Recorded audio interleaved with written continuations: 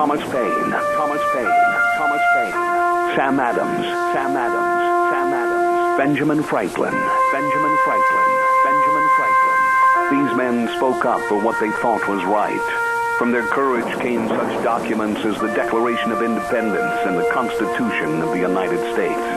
From their willingness to speak what was sometimes unpopular but right, we enjoy such liberties as freedom of speech, the right to keep and bear arms, and freedom of religion. There are those who still wish to oppress our freedoms, and there are still patriots willing to stand up and defend life, liberty, and the pursuit of happiness. Men like Zeb Bell, who honor our founding fathers and what they stood for. It's now time for Zeb at the Ranch, speaking up and defending your freedoms. Brought to you by Magic Valley Les Schwab Tire Centers and all of the other great advertisers on the program. And now, Zeb Bell. This story is oh so true. Think about this. A 27-year-old breast cancer patient was seen laughing hysterically at her 2-year-old daughter's antics. Maybe we all should stop complaining about life and start celebrating it. Amen. Here comes Kate Smith, and God bless America, followed by a Patriot. Call in with our Pledge of Allegiance on a Wednesday. Good morning.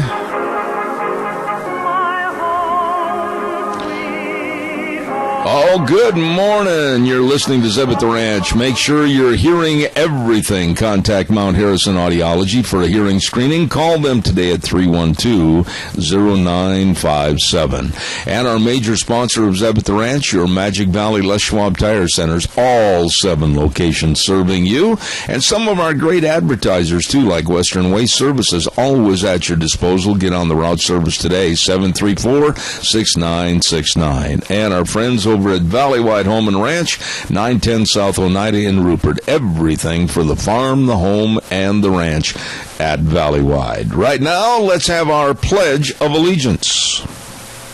Hey, Zeb. Yes, sir. Good morning. To the flag of the United States of America and to the republic for which it stands, one nation under God, indivisible, with liberty and justice for all. Hey, I am so... Randy at Les Schwab here. I just had to call and we've got a state dinner on the air for Sunday night, Seahawks at Packers. You know, Randy, why don't we just do this for a change? Let's just sit down and negotiate the price of a restaurant so I can just give you free food. You're probably going to win Sunday night, but I tell you what, I've got your cell phone number, and I am going to be calling at the very end of the game to go tee-hee, titter-hee-hee, and let you know that the Packers won. Thanks for calling, buddy. I appreciate it. Thank you. There's a great guy, Randy, over there at Les Schwab Tires West on Oberlin, and he is a dyed-in-the-wool Seahawk fan, and he has trimmed my sails the last couple of games that the Packers have played the Seahawks. Maybe this will be the charm come up on Sunday night. I don't know. Welcome and good morning, and it's time now for our weather, and it's brought to you by Cheney Flooring and Home Design, 1228 Oakley Avenue in Burley. Look for the blue door, that big blue door. And don't forget, Kyle and Whitney, they've got everything there to make your house a home. You'll see what I mean by stopping in. Carpet and flooring, kitchen construction, home decor items, newly refurbished furniture, it's all there with top-notch professional people that can help you. Cheney Flooring and Home Design, 1228 Oakley Avenue in Burley. And now, here's the weather. Here's your weather forecast as we try and make our way through another work day, looking at partly to mostly cloudy skies, rain showers off and on throughout the morning hours, tapering off by noon, but that's when the winds are going to be picking up to about 20 miles an hour out of the west. High of 64 today. Tonight, expect a low near 43 for tomorrow. Mostly cloudy skies, a stray shower and or thunderstorm is possible. Winds out of the southwest up to 20 miles an hour. Expect a high of 58 with an overnight low of 37. By Friday, partly cloudy skies, highs are going to be in the low 60s, and we could see maybe 70 or better for Saturday and Sunday. That's your weather forecast for Zeb at the Ranch. Gina, thank you very much. Weather brought to you this first hour by Cheney Flooring and Home Design, 1228 Oakley Avenue in Burley. Look for the blue door. I have got to tell you this story because I just doubled over with laughter, and I felt bad for the guy, but I'll explain what I'm talking about. Last night, the Kansas City Royals were playing the Cleveland Indians, and there is a long shot headed deep to left field, home run, and the fireworks went off. Oh, it was fantastic. However, there was one small little problem. It was a home run hit by the Kansas City Royals in Cleveland's stadium, and the guy that works for the Cleveland Indians inadvertently touched off the fireworks to celebrate the home run for the wrong team. And the poor guy, I saw the video, he just sat down on a little bitty stool next to his fireworks triggering mechanism, and he looked down, put his hat on, and never looked up. I mean, that guy, I felt so bad for him. The crowd was booing him and everything else. He touched off the fireworks for the wrong home run and the wrong team. Ay, ay, ay. Anyway, good morning, everybody. Give us a call, 436-2244, 1-866-927-4587. Don't forget our friends at Ramsey Heating and Electric at 2600 Overland Avenue in Burley. And I'll tell you, with these cooler temperatures, Gina said we're going to see highs in the 60s. That means the mornings are going to be a little chilly. And you might think about getting the furnace filters for your furnace to make sure that it's going to run efficiently and do the job that it should for you. So stop in. Check out those furnace filters at Ramsey Heating and Electric, 2600 Overland Avenue in Burley. We had a fun time over there last week. Really appreciate them. And don't forget, it's Hats Off to Farmers campaign going on. You're in a hurry, you need something during harvest, stop into Ramsey's, get a new cap, throw that dirty one on the floor, and just say howdy. They got popcorn over there and everything. Ramsey Heating and Electric, open 7:30 to 5, Monday through Friday, where they provide warm winters and cool summers. Really good folks. Oh, and by the way, don't forget Denny's Restaurant. Oh my goodness, they've got so many things on the menu. I was looking at the Thing Burger, 100% beef burger with melted cheese, crispy hash browns, and an egg had made your way, whether you want it scrambled or over easy or whatever. Oh, that sounds good. All the food is good at Denny's Restaurant, 611 Overland in Burley, and they've got another location at 291 Pole Line Road in Twin Falls. And don't forget, this week's high school football game, the game of the week sponsored by Denny's, to win a free Grand Slam breakfast, is going to be the game between Oakley and Valley. Woo! That is going to be good watching. Good watching. And Denny's Restaurant, 611 Overland in Burley. Wow. All right, calls are welcome and appreciated. 436-2244, 1-866-927-4587. Big night tonight. Yep, tonight is the night, 6 p.m. our time, Mountain Time, for the big debate. Not the preliminary debate with those that are of the lesser stature in the polls. That one starts at our time about 4 o'clock. And but the big debate on CNN starts at 6 p.m. this evening, Mountain Time. And to me, I'd like to get your response on this. To me, it's absolutely ridiculous for all the candidates to go after Donald Trump. Now, that's not to say that maybe there's issues that he needs chasing after and held accountable. But what I'm saying is it's ridiculous for all these candidates to go after Trump when, in my opinion, my humble, lowly opinion, why not just say what they can do and how they will be better than the absolute mess that we have in the Oval Office right now? Why not just say, all right, here's what I believe. Here's what I can do. Here's what we will do as a country, instead of chasing after Trump. It's kind of like the dog biting his own tail, isn't it? Caller, good morning. You're on the air. Yes, good morning, Zeb. These other candidates are running scared of Trump because Trump's got something to say. And he's not giving out a whole lot of details about what he's going to do. What he's going to do is get the job done, surround himself with the best and the brightest. And he's not going down the road that Obama did, hiring a bunch of dim bulbs to work for him. You know, I agree with you up to a point, and I certainly agree with you about the dim bulb issue with the people that Obama's put in various positions. I don't agree with you about he's going to be holding back and not showing his cards. Sooner or later, and I hope it's sooner, he's going to have to come out and explain policies on how he's going to do certain things, how he's going to accomplish certain things, and how he is going to fund certain things. And you know as well as I do, Tony, that's got to come out because it's going to get down to the nitty-gritty in short fashion, and he's got to explain to the American voting public how he's going to do this. Well, I think he's holding back because he doesn't want to give his ideas up to the other ones that are running for the thing there, and they'll be trying to overpower him, but he's got it coming. I don't think that we're going to see an overpowering. If anybody is going to be overpowered, per se, I think it's going to be the rest of the candidates because should someone steal Trump's idea, I've got a feeling that you're going to hear about it on every newscast all across this country. But I think he's got to be more explicit, and he's got to expose more about how he's going to do certain things to make his candidacy more viable. In other words, I know it's simple to say, well, I'm going to have Mexico pay for the fence. Okay, how is he going to get Mexico to pay for the fence? Those are things I think need to start coming out. Well, I hope the court jester, Joe Biden, doesn't decide to run. That'll be another 4 years of Obama. That was something, I'm glad you brought that up about Joe Biden. He made a statement on the news yesterday, and I want to get your reaction on this. He said that most Americans agree that all the illegal aliens and everything should stay here and live here. No. I think that's absolutely a fraudulent lie put out and perpetrated by another Democrat. And your thoughts on what he said?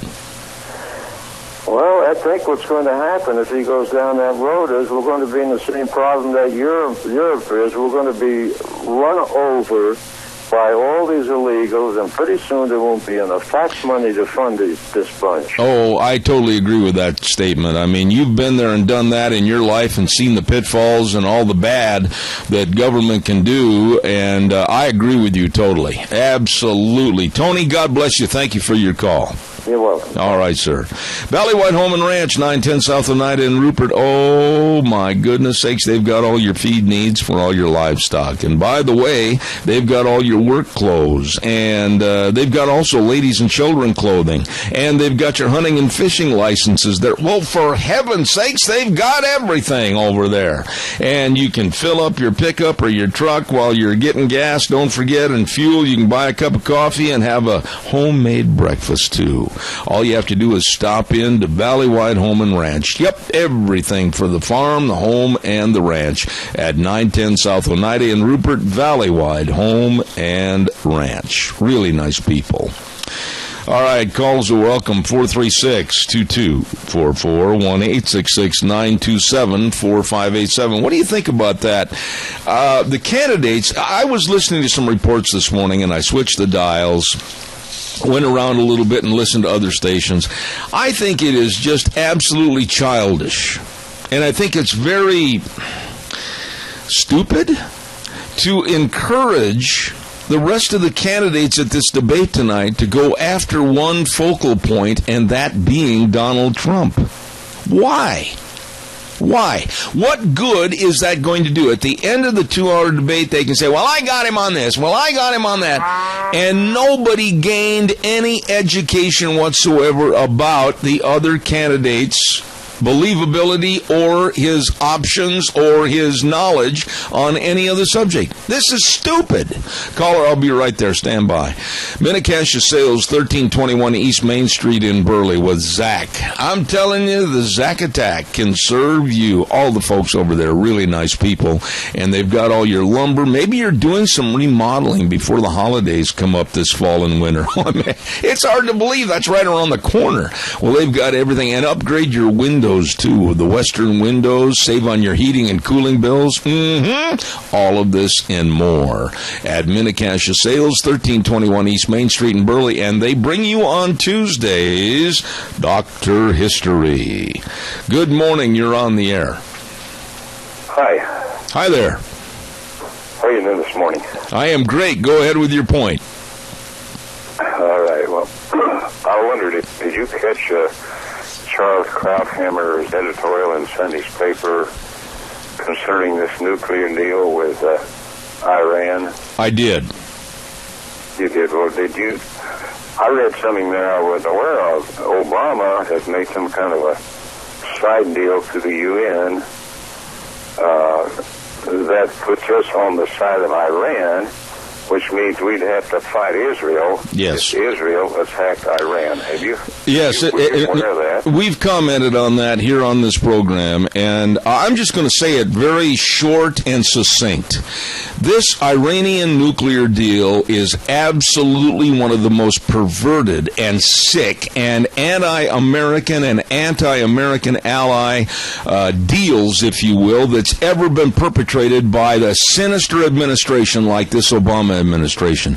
And the senators, the congressmen, you, me, everybody doesn't have a clue as to what's in there, as you stated with some of the side deals. I am extremely worried about this for my family, my children, my grandchildren. I think it's one of the worst things that ever could happen to the United States of America.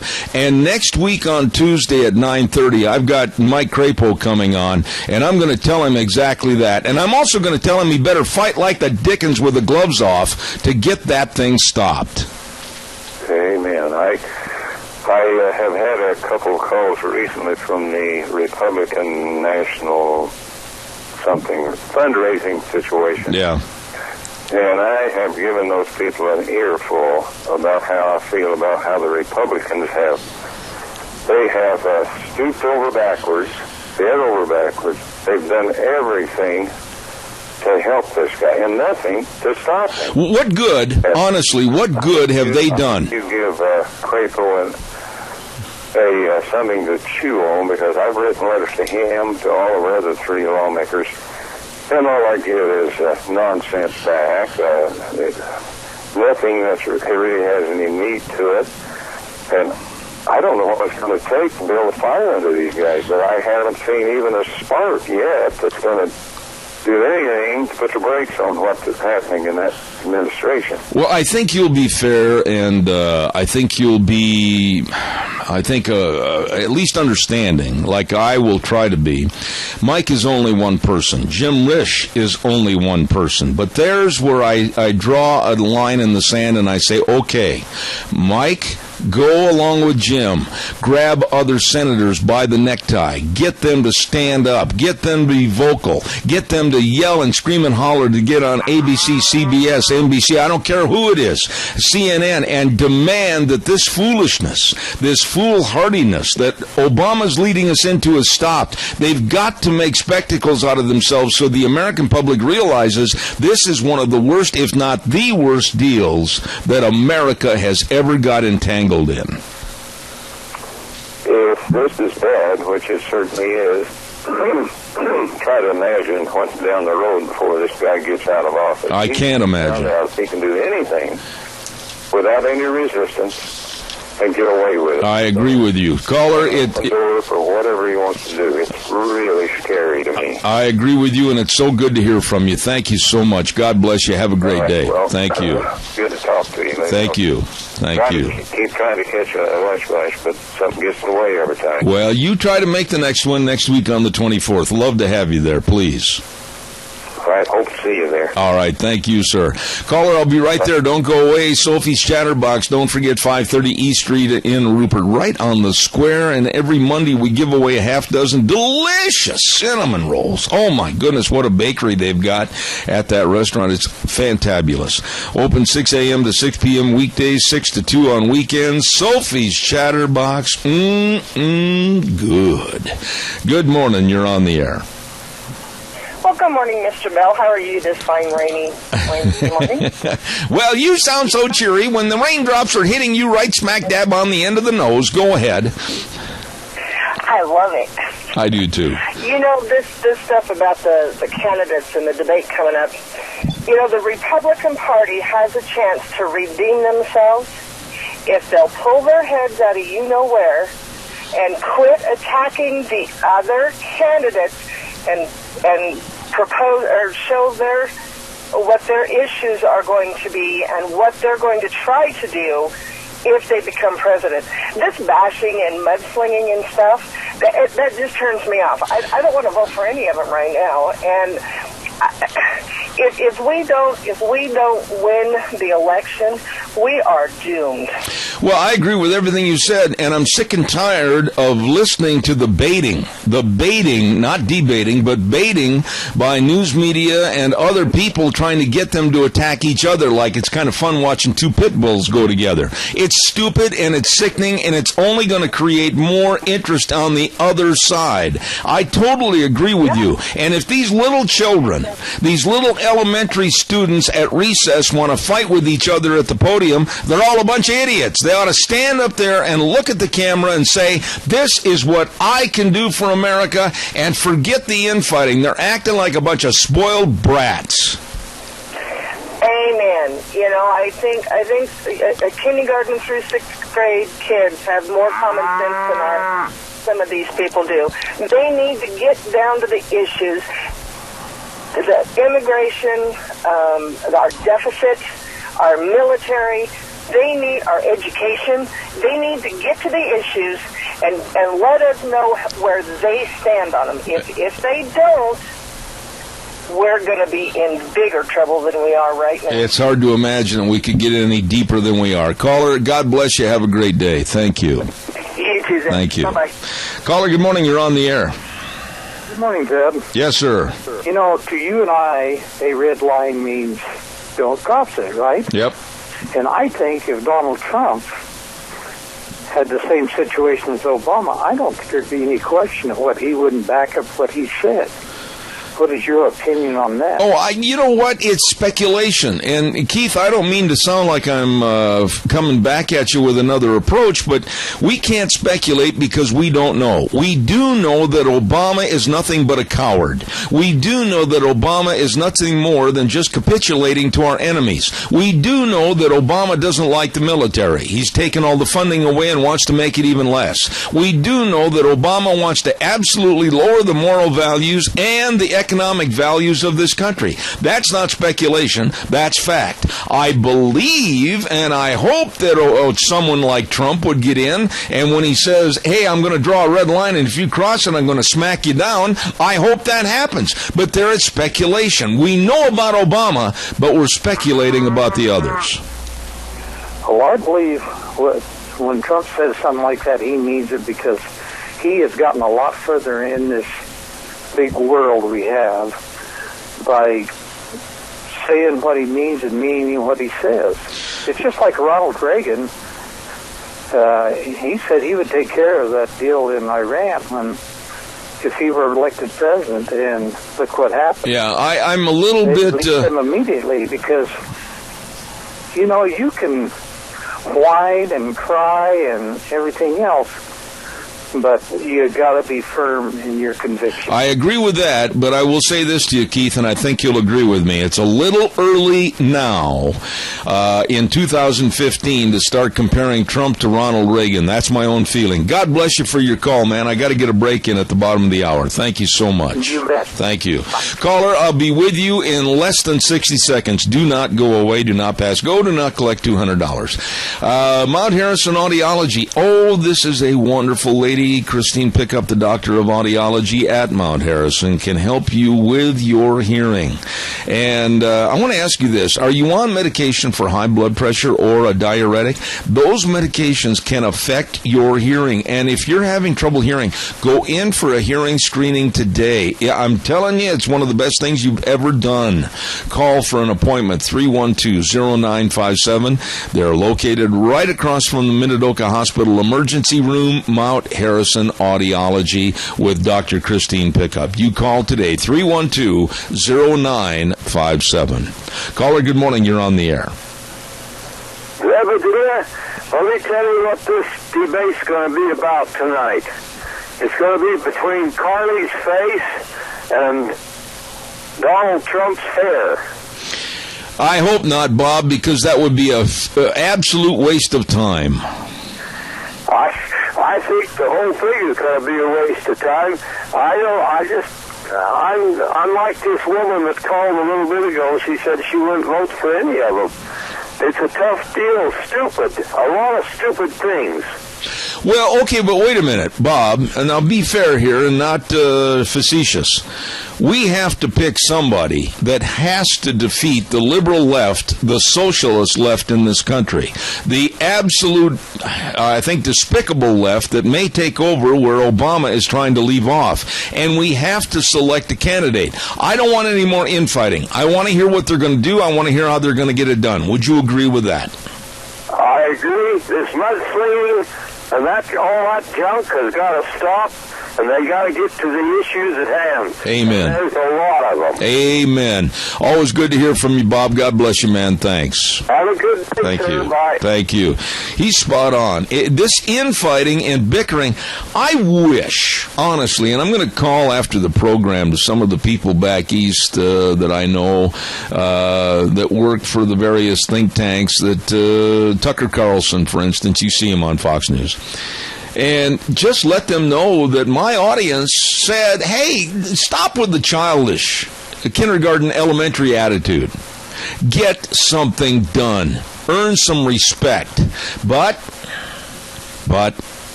I am afraid that children like Lindsey Graham, children like Rand Paul, children like some of the others will sit there and turn this into a, I know you did this, I don't like that, and that's what it's going to turn out to be tonight. And that is absolutely going to be a waste of time and another nail in the Republican coffin.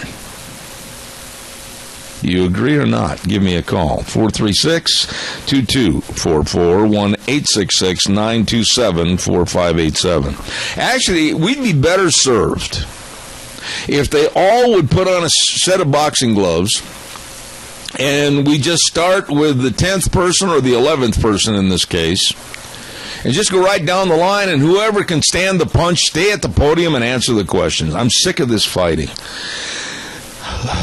Berry Equipment and Rental. Oh, my goodness sakes, they've got 3 wonderful locations serving you. Twin Falls on Addison Avenue West, South Lincoln and Jerome, and 159 West Highway 30 in Burley. And I had a gentleman call the other day and say, holy smokes, have they got the equipment to get the job done? Well, that's what we've been telling you. They have the equipment to get any job done right. And don't be embarrassed if you don't know how to run the equipment. If you're going in to lease it, they will show you. They'll give you the demonstrative time to sit there and understand it and everything. They're really, really good folks. Whether you're there to purchase or lease, they can help you, like with the Bobcat skid steer loaders or the big Doosan loaders. Oh, those are big dudes. They can help you at Berry Equipment and Rental. Twin Falls, Jerome, and 159 West Highway 30 in Burley. You stop in and see them today. Really good folks. You know, there's something else that needs to be said here. Excuse me for the hay fever. Earlier this week, we talked about the Spanish company Abengoa. Remember that earlier? I think we talked about it on Monday. And how this solar company, Abengoa, you and I, and you ought to feel really good about yourself this morning as American taxpayers, because you and I gave Abengoa, through this wonderful, heartfelt giving administration of Obama, we gave them $3 billion. Oh, you didn't hear what I said? $3 billion with a B dollars. And they're going belly up. Yeah, it's another solar fiasco comparable to Solyndra that is going down the tubes. And here is the thing that is so sinister about this. A month ago in August, our wonderful, fearless leader with the big ears and the big toothy grin, Obama, stood in front of national audiences on television and lied about it. He said that solar and wind is saving people money. Why, he said that we're saving so much money and it's the wave of the future. So he said, I'm committing as I pledged over double the money to more solar and wind projects. Double the money. So on the next one, instead of losing $3 billion of our taxpayer dollars, golly, we have a chance to lose $6 billion with a B. Why? Double up. This is the idiocy of all times. And here's something else for you to consider. If you haven't heard this, this is a fact. California in the Mojave Desert is where they are building one of these absolutely huge, I'm talking big, solar panel type facilities. They can bring down a jetliner, and the blinding effect is so terrible they haven't worked out how they're going to stop airline pilots from being blinded by the light, and how they're going to absolutely be able to stop birds from being incinerated if they fly over these solar panels. But what a lot of people don't know, the solar panel plants take buku millions of gallons of water. Oh, wait a minute. I got to think about this for a second. Water, drought, California. Where are they going to get it from to run the solar panels and keep everything on the up and up? You know, the absolute idiocy and incompetency of saying, well, we're going to go green. We're going to put wind turbines all over everybody's property. We're going to be on every hill. We're going to spoil the aesthetic value of America and have more wind turbines. And then we're going to build huge solar plants and take all your water. Take all your water. Caller, good morning. You're on the air. Yeah, Zeb, hey, just a little bit different, but you told me to call back yesterday about the report. I'm going to give you a little report about what's going on in the West with this fires, if that's all right. Well, how am I going to stop you now that you let the cat out of the bag? Well, I don't want to foul you up. It's a lot easier to dump the cat on its head than try to put it back in the sack. Let me tell you that. Well, go ahead, Randy. I'm kidding you. Right now, we've burnt close to 2 million acres in the West. Okay? Some give or take. And countless acres of timber stands that should have never burnt down. And to give you a little idea, and it's still burning, to give you a little idea how these people work, in eastern Oregon, a group of farmers, ranchers, and just people who cared decided they were going to try to make habitat for the sage grouse. So they went through all this process. And one of the things they're going to do is remove junipers, because junipers are not good for the sage grouse, plus they soak up tons and tons of water. Absolutely. So these people, on their own, are trying to stop the sage grouse from being listed. And so they went to all this trouble, and they had a plan, and the forest, the BLM even agreed with it, but the environmentalists sue. That's what they do. That's all they do. Go ahead. No, that's all they do. And I got to run you along on this story a little bit. We've had this story on the air with Jack Euler. Jack has been on here many, many times talking about how they backed out of their agreements and everything else. But I'm going to throw something else at you real quick. And I want you to remember what I'm telling you right now, Randy. This is not me talking. It's another party that asked to remain anonymous, but he had a very good thought that I think needs to be repeated. This gentleman I was talking to said, you know about these fires in California? And I said, yeah, it's terrible what's happening down there. And his philosophy is, and think about it before you criticize me, and it's not my opinion, it's his, but it makes a little sense. In order to get the message across as to what they want on global warming and all the fires raging out of control in the last 491 days of Obama's administration, nation, list the birds, put everything in the West on a great big pillar that we've got to save, and the communities be damned. He said, how do we know that some of these fires haven't been mankind set in order to start an agenda that's going to absolutely take control? And you know something? There's a lot of validity to what he said. There's no question about it. There's lots of speculation about the fact that they are doing this on purpose. And so the habitat, and the animals, to hell with that. They don't care. And so any excuse they can, they sue. And then they have some activist judge. And so, in the meantime, Mike Simpson wants to treat fires as if they're a catastrophic disaster. Instead of managing it, he doesn't care so much about managing the forest and thinning and using the timber and grazing. He just wants to spend more money. And this is Mr. Mike Simpson. You know, we are going to, I hope next week, have some segments regarding Mike Simpson, our congressman, and I know the governor and I know many others are backing him for another re-election. But you know, on this program, Mike and I had our differences aired over the Muslim Brotherhood, and this sounds tacky, but it's the truth, Randy, because you were listening. You and I have talked about it. I was right, he was wrong, but he would not apologize. And I don't think Mike realizes that he's going to need not only our support on this program, but a lot of his constituents here in this area. I got to run and do a commercial, buddy. I'm sorry. I really appreciate it. Thank you so much. You bet. Bye. All right, buddy.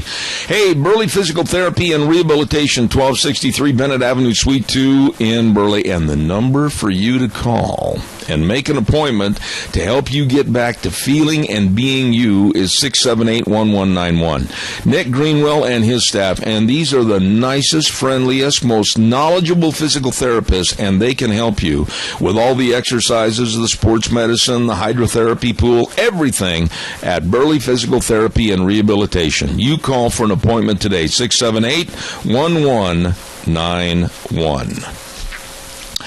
People are speaking out, and I want to say this because you know my feeling about the migration, the absolute infiltration and migration of Muslims to the United States. I've had a lot of people, not a lot, but there's been people here in this area that consider themselves to be liberals and Democrats that are offended by our stand against the refugees. We've commented about this. Well, I'm going to even make more of a concentrated effort against the refugees coming in here, because the people that know what is really going on, like military people, in the name of retired Colonel Jack Keane, retired Lieutenant Colonel, I got to think of his name, all of a sudden his name left me, and that's Ralph Peters, pardon me, and many, many others, along with someone that has studied terror, written books about it, and is very proficient in understanding what's going on, Catherine Herridge from Fox News. We are looking at a devastating effect right now of what's happening in the Middle East and pushing its way into Europe, and you listen to the newscast, and they're being overrun with the Syrian Muslim refugees, just absolute trainload after trainload. Everything is just going through their depots. They can't handle it, and it's coming here. And it's coming here. And for CSI and the Times News to sit there and give you false information about how thoroughly vetted means all the information about these people, that is absolutely not the truth. They don't know who these people are. I'm telling you, this is absolutely Obama's fault. Obama created this rush of migration from Syrian Muslims coming to this country, and many of which, if you read the story in the paper this morning, refugee surge to Europe raises concern about militants.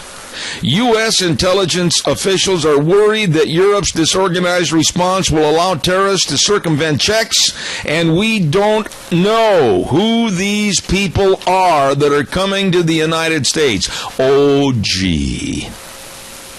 That sounds like what we've been saying on this program for quite some time. We're going to take the weather right now, and your calls are welcome. Right now, the weather's brought to you by our dear friends at Mad River Laser, 502 East Street in Rupert. And believe me, they can make up all the signs that you hold up at football games. Sistun Va, go team, go, and all that. They can make those. And then they have the jerseys that you can wear for support of your team and a favorite player. They're only $20, man. That is really economical. Get over there today and check it out at Mad River Laser, 502 East Street in Rupert. Here now, the weather. Here's your weather forecast as we try and make our way through another workday, looking at partly to mostly cloudy skies, rain showers off and on throughout the morning hours, tapering off by noon, but that's when the winds are going to be picking up to about 20 miles an hour out of the west. High of 64 today. Tonight, expect a low near 43 for tomorrow. Mostly cloudy skies, a stray shower and or thunderstorm is possible. Winds out of the southwest up to 20 miles an hour. Expect a high of 58 with an overnight low of 37. By Friday, partly cloudy skies, highs are going to be in the low 60s, and we could see maybe 70 or better for Saturday and Sunday. That's your weather forecast for Zeb at the Ranch. Thank you, Gina, and brought to you by some really nice folks. Nicole and the crew at Mad River Laser. Great gift shop over there, too. Stop in at 502 East Street on the Square in Rupert. You know, in some related stories to what we were talking about with the refugees, and I'm really concerned. I really am. Donald Trump, this is kind of a related story, but I agree with Trump wholeheartedly on this. Some of the news media, as you may or may not have heard, has denigrated Trump because he refuses to refer to Iran's supreme leader. Think about that. Calling someone a supreme leader. I wouldn't do it. I mean, like if they're the prime minister or the president, that's one thing. But to say that they are the supreme leader of a country that wants to kill, maim, bomb, torture the Israeli people and us? No. I'd probably refer to that person as a clown prince, but never a supreme leader. This bumblefoot over in Iran that keeps standing up in front of his government cameras and saying death to America is not anybody that I would refer to with respect and say supreme leader. Never. And so therefore, I do agree wholeheartedly with Donald Trump. What are your thoughts? Give me a call. 436-2244, 1-866-927-4587. You know, people, they're just blood, flesh and blood people. And we hang titles on them. Supreme Leader! Are you kidding me? 100 years from now, we'll all stink. He's no better than the rest of us. Supreme Leader, my foot. Calls welcome. Come on, 436-2244, 1-866-927-4587. Give me a jingle on the landline. Here's a story out of a little different vein this morning. And it's sad because I don't understand why in the world a church would want to do this. The Union Grove Baptist Church in Georgia has, now listen carefully to this, banned a 103-year-old woman from attending church anymore in the future. She has gone to that church since she was, for 92 years, she's gone to that church. Well, it seems like she disagreed with the church's pastor over his preaching style. And the people in Elberton, Georgia, that were so-called elders of this church, tried to block her by calling the police to stop her from attending her Sunday worship at the Union Grove Baptist Church. What in the heck's the matter with those Baptists down there? I mean, because you criticize the way a sermon is performed or given, and then the leaders are going to say, well, she's disruptive. Why, that 103-year-old woman, how dare she? We got to stop her from going to church. It's completely wrong. And I don't know what your thoughts are, but that's the problem with religion today. I mean, we get all in a huff. And then we say, well, don't come here anymore. Well, that's not the exact reason that Jesus walked the earth. You know, he said the tax collectors and the sinners and all the righteous people, come on, we'll sit down and talk. Sounds to me like the people at the Union Grove Baptist Church better do something really simple. Open your Bible and read it. And this woman at 103 years old, I mean, my goodness, when she made the statement, this is my church, I love this church, and the pastor cannot stop me from going, good for her. She's outlived them all. Give me a call, 436-2244, 1-866-927-4587. Holy smokes. And she's feisty, too. I like that. God bless her. Hey, don't forget your Magic Valley Les Schwab Tire Centers. All 7 locations, and they've got a lot of their great tires on sale for a fall tire sale. And like the Ultra Z900 for your passenger cars, all-season design, 65 to 80,000 mile warranty. Holy buckets, that's a good tire. And also for your pickups and SUVs, the Open Country HT on sale right now. All you have to do is stop into any one of the 7 locations, and they will serve you. Oh, my goodness, service is key. And I got to tell you what happened yesterday. I'm going into Twin, as a matter of fact, and all of a sudden I stopped and saw some friends, and they looked at my left front tire and they said, you're not going very far. That tire is going flat. So I zipped into the Twin Falls Blue Lakes location with Dave over there, and by golly, I was out of there in about 14 minutes. I mean, they had it fixed. Service is supreme. And that's at all 7 Magic Valley Les Schwab Tire Centers. I had picked up a humongous nail. It was the size of a railroad spike. Anyway, you stop in today and you're going to love the service and love all they do for you with Lane and Rupert, Dave on Blue Lakes and Twin, Mike and Buell, Mike and Jerome, the Twist family in Paul, John on Poline in Twin Falls, and Randy on Overland in Burley, your Magic Valley Les Schwab Tire Centers. Good morning, caller. You're on the air. Good morning, Zeb. How you doing on this? I'm great, thank you. Go ahead, buddy. Okay, I want to make 2 little points here. One on the immigrant thing, you know, these people coming in from the Syrian refugees. And like you were saying earlier, yeah, there's really no way that we can know the backgrounds of all these people. And, you know, even if just 1% is a terrorist and does something here, you know, he can do a lot of damage. Oh, absolutely. Absolutely. The other point I want to make real quick is on that forest fire thing. Now, this may or may not have been caused by man setting it on purpose or whatever, but these fires being so intense and devastating, I think it's because of the environmentalists, because they kept the Forest Service and anybody else from going in and cleaning up the forest, you know, taking out the dead trees, taking out the undergrowth, you know, to prevent a fire from spreading. Oh, absolutely. Let me jump in here because I'm almost out of time. What you just said is absolutely the truth.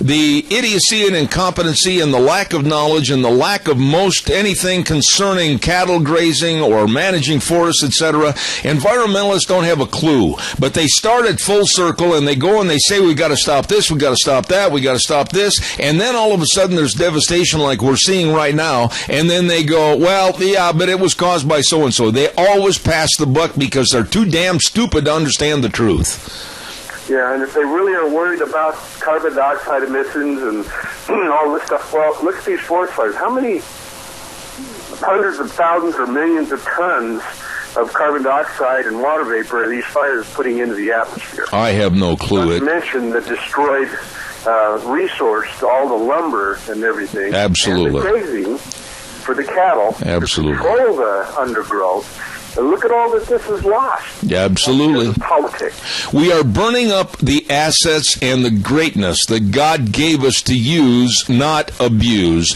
And I'm I'm just hateful against what's going on in this country with the environmental movement. It's completely out of control. I got to run, my friend. Thank you. God bless you. Okay, you have Thank a good day. We'll talk to you later. Thank you very much. Hey, coming up next hour, I want to remind everybody that we've got a dear, dear friend, and that's Dave Bego from Indianapolis, Indiana. Oh, and by the way, his Colts really got slobbered last week. Holy smokes, they got beat. And then at 9:30, we're going to have a guy, and I hope I say this name right, because you don't want to miss this. He is a really good gentleman to write about patriotism. His name is Richard Magradician. I got through it. My goodness, I hope I can say it that good when I introduce him. But we've got two great segments. Dave Bego talking about political correctness or the lack thereof, and Richard Magradician. So don't miss that coming up. And then at 10:06 this morning, we're going to have old Kelton Hatch with the Idaho Fish and Game. So don't miss that. We got a whole bunch left, and you're listening to Zeb at the Ranch. Make sure you're hearing everything. Contact Mount Harrison Audiology for hearing screening. Call 312-0957 today. Here now, the news from CBS.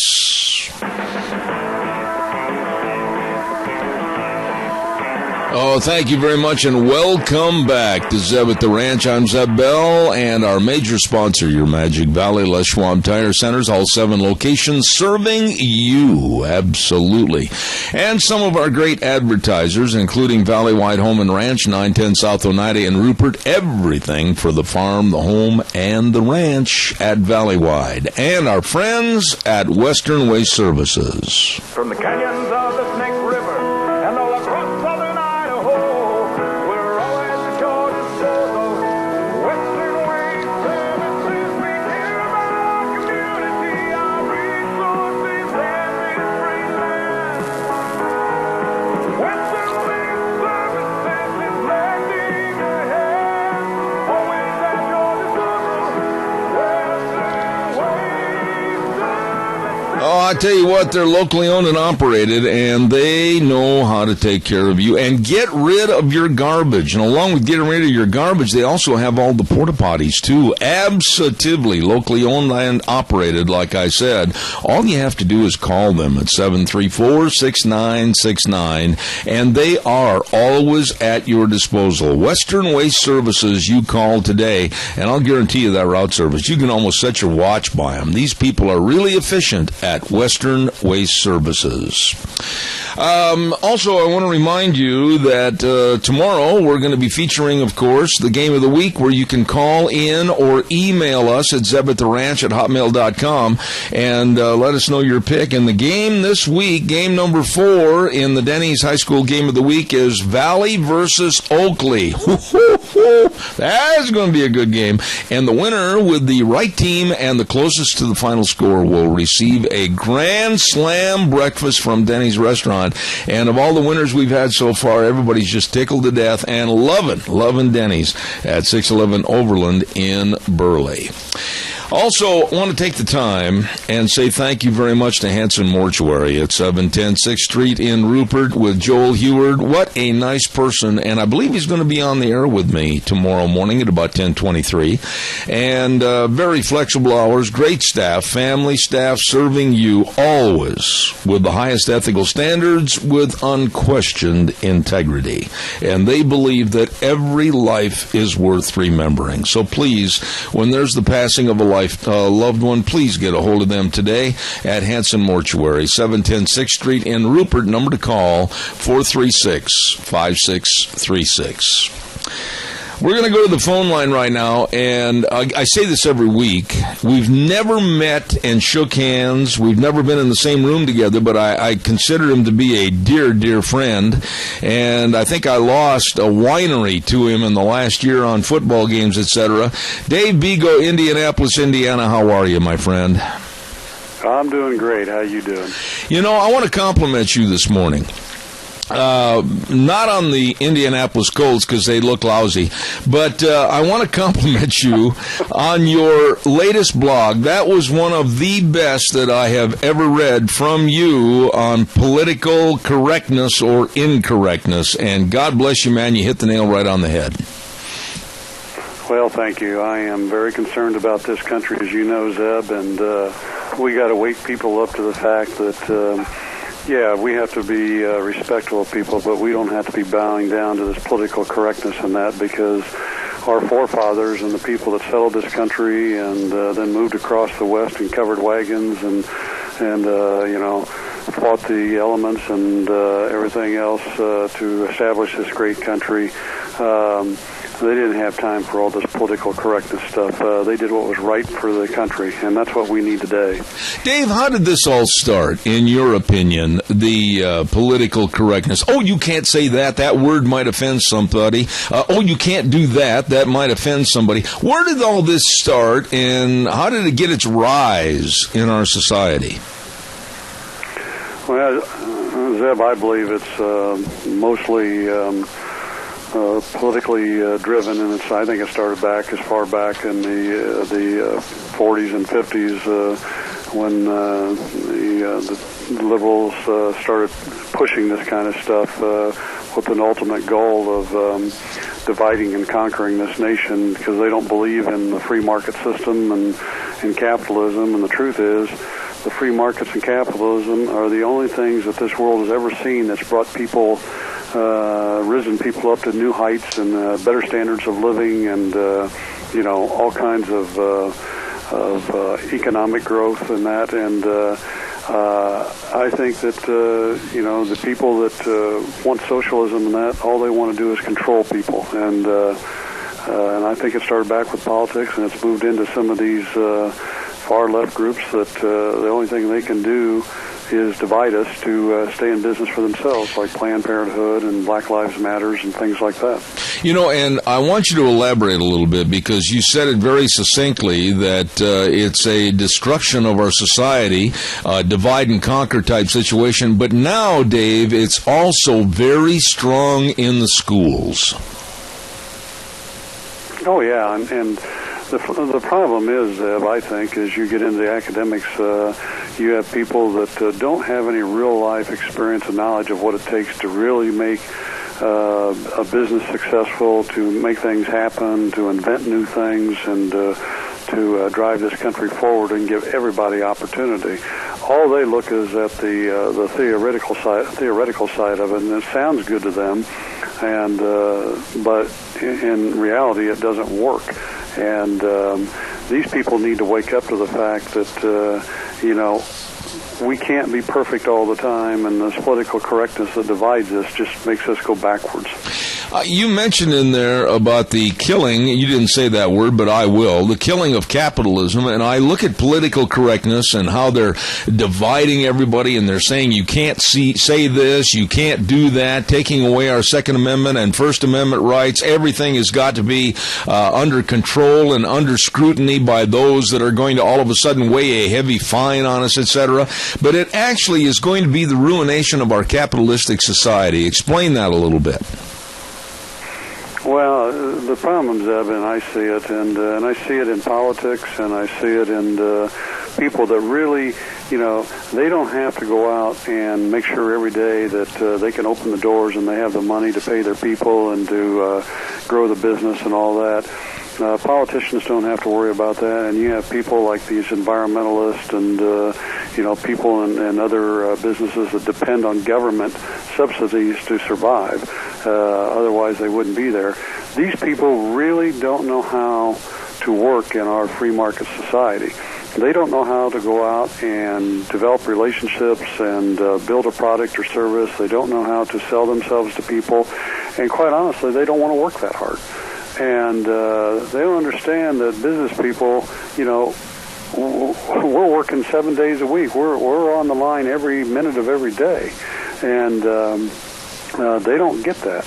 And so it's easier for them to use misinformation, intimidation, and, you know, brainwash people into doing what they want to do, because it's easier to control people that way, and that's what this is all about. Dave, let me ask you, as a businessman, a very successful businessman that has devoted his life to trying to help others and employ many, many people, on a scale of 1 to 10, and I know this is speculation, but just give me your ideas and thoughts. On a scale of 1 to 10, 1 being not so bad, 10 being, oh boy, look out, where are we on the losing or the diminishment of capitalism here in this country? Well, I think we're right on the precipice. I think we're at that 50%, 5 to 6 level, and if we don't wake people up soon, we could be in trouble. And people I talk to every day feel that way. I was coming in this morning. Yesterday, we had we moved in a new corporate facility about 3 months ago, and the Hancock County here had a ribbon cutting for us yesterday, and they had the people out here, and they gave us a plaque for moving in here and creating jobs and doing things to help grow the economy out in this area and all that. And it was great, and the people and our employees loved it because they know that we're trying to do good things. And on the way in this morning, I stopped and I bought donuts for all of our employees in our facilities here, and I happened to be speaking to a gentleman that works for the State Department of Health here in Indiana, and he asked me what I did, and I told him our background about my books and everything, and I told him that we're trying to do everything we can to revitalize America. And he says, well, God bless you, because he says, I served in the military for 21 years before I got into this job with the state. And he says, I've seen what's going on behind the scenes with this administration. They're a scary lot. And he says, we need to wake America back up and reestablish this country. And these are the type of things I'm hearing, Zeb, when I'm out, amongst the public. Okay, but now I'm going to refer to your last paragraph in your story, your blog. And I couldn't agree more with what you said. You said, quote, political correctness is no more than a weapon being utilized to destroy the greatest country in the history of the world. I agree with that. And we can turn this around. But Dave, the American public, in my opinion, they seem to have been in a lackadaisical mood and they don't care anymore. Would you agree or disagree with that? No, I agree, Zeb, but we got to wake them up. People like yourself and myself and other people need to wake up to this, and they got to quit sitting back and not stepping up and demanding that our politicians, turn things around and that they get busy and bring back America. And I've had several Facebook hits on my blog saying, you're right on target with this.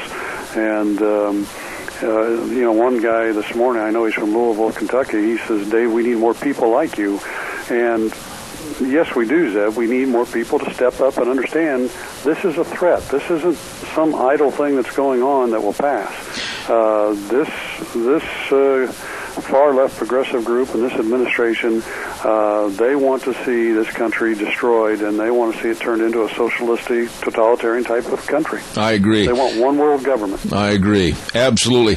But Dave, in your everyday life, I can think of numerous examples in mind, but in your everyday life, what is being thrust upon you as a business owner and also author of political correctness that you absolutely will not adhere to? I'm sure every day we have something come up. What are some of the instances that you've said, no, I'm not going to adhere to that? Well, Zeb, I take an interesting approach to this stuff. We have not been pushed by the government or any of the regulations that really have, like this transgender thing and same-sex marriage and stuff like that. And I've taken the position I don't agree with those things, but, I am not going to step in the way of these people if someday they have to meet their Creator, and they'll have their judgment day then. And in the meantime, as long as they go and do their job and do what we ask them to do, and they do a good job of it, and work with us, whether it's an employee or a customer, whoever it is, I'm fine. But I don't expect them to, as I am being open with them, I don't expect them to attack us because I don't agree with their beliefs. I want to shift gears a little bit, and I want to go over to the debate tonight. And I said in the first hour of this program regarding the debate on CNN, it's absolutely ridiculous for all the candidates, 11 on the stage tonight, to go after Donald Trump. I said that it's absolutely insane for these candidates like Rand Paul that say, I think he should get both barrels. I think it's insane for these people to chase after Donald Trump when, in essence, they should be standing up there selling themselves, selling their policies, and selling the idea of how they can make America better. Am I right or wrong? Oh, you're absolutely right, Zeb. And, this happens in business, too. When we go out and we are working on getting new customers and that, we're talking to potential customers, we don't downgrade, and blasphemy against our competitors. What we try to do is stand up and show who we are and what we do and how we do things the right way, and what we can bring to them from a service or a product standpoint that will help them make their businesses better. We don't stand up there and or sit down with them across the table and debate how bad the company they have currently is or other companies they're looking at. We refuse to take that stance. We look at it and say, we are going to sell ourselves and the things we do and our products and services. And something, Zeb, by taking that perspective, we have grown over the years. People appreciate who we are, and they like the fact that we don't downgrade others. Let me ask you, though, Dave, and you're close to a lot of these people, and I know a lot of them myself, but why wouldn't somebody like the chairman of the Republican Party, Reince Priebus, have the common sense that God gave a billy goat to send a memo to each and every one of these people, hey, back off on the infighting, come out with a value system of how you're going to help the party and also help America, and leave one person alone. It'll all filter out in the wash. Why isn't the Republican Party being more demanding? Well, Zeb, from what I've heard and talking to people and some of the articles I've seen is that, they have been behind one person and they did all these candidates so that there would be this infighting and to a certain degree, and that they kind of dilute the field so that it would take away from people like Trump and Ben Carson. And, I quoted Ben Carson in my blog, and, he gets it. He said in his email that he sent out, I'm on his list, that, these people with Black Lives Matter and the war on women and people like that are doing that to divide America. And I think the Republican Party has taken that same type of approach, quite honestly, in this campaign.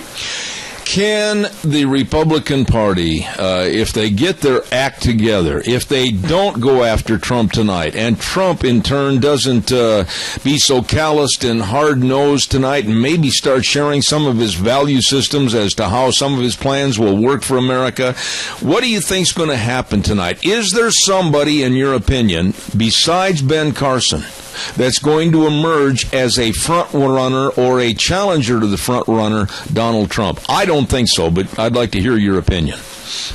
Well, I like Scott Walker. In fact, I'm going to be meeting him this upcoming Monday night, and I'm hoping that he comes out stronger tonight at the debate, and he comes out stronger, and he has his talking points of what he's going to do to make this country better, and that he steps up and becomes more visible and more articulate out there so that people really listen to him.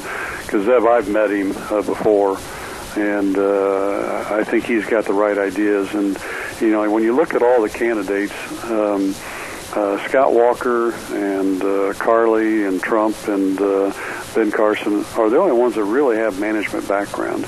And we need some people that understand management background and what we really need to do to turn this country around get rid of our debt, seal our borders, create jobs, and make us a powerhouse in the world again.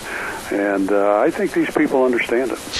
In regards to the borders, I'm sure you heard the comment by Joe Biden, and I sat there and I thought, how can you make such a statement? He came on the news yesterday and said that most Americans are in favor of leaving our borders open and letting our other neighbors come in and enjoy the prosperousness of America. I mean, I'm paraphrasing, but that's basically what he said. I don't think most Americans feel that way at all. I think Joe Biden absolutely stepped in it myself yesterday. Well, I think so, too. If you look at polls on that, most Americans, I think the last one I saw with Rasmussen, 60% or so want to see the border closed off. And, we do the things we used to do. And if people want to come in this country, they got to go through the process and that.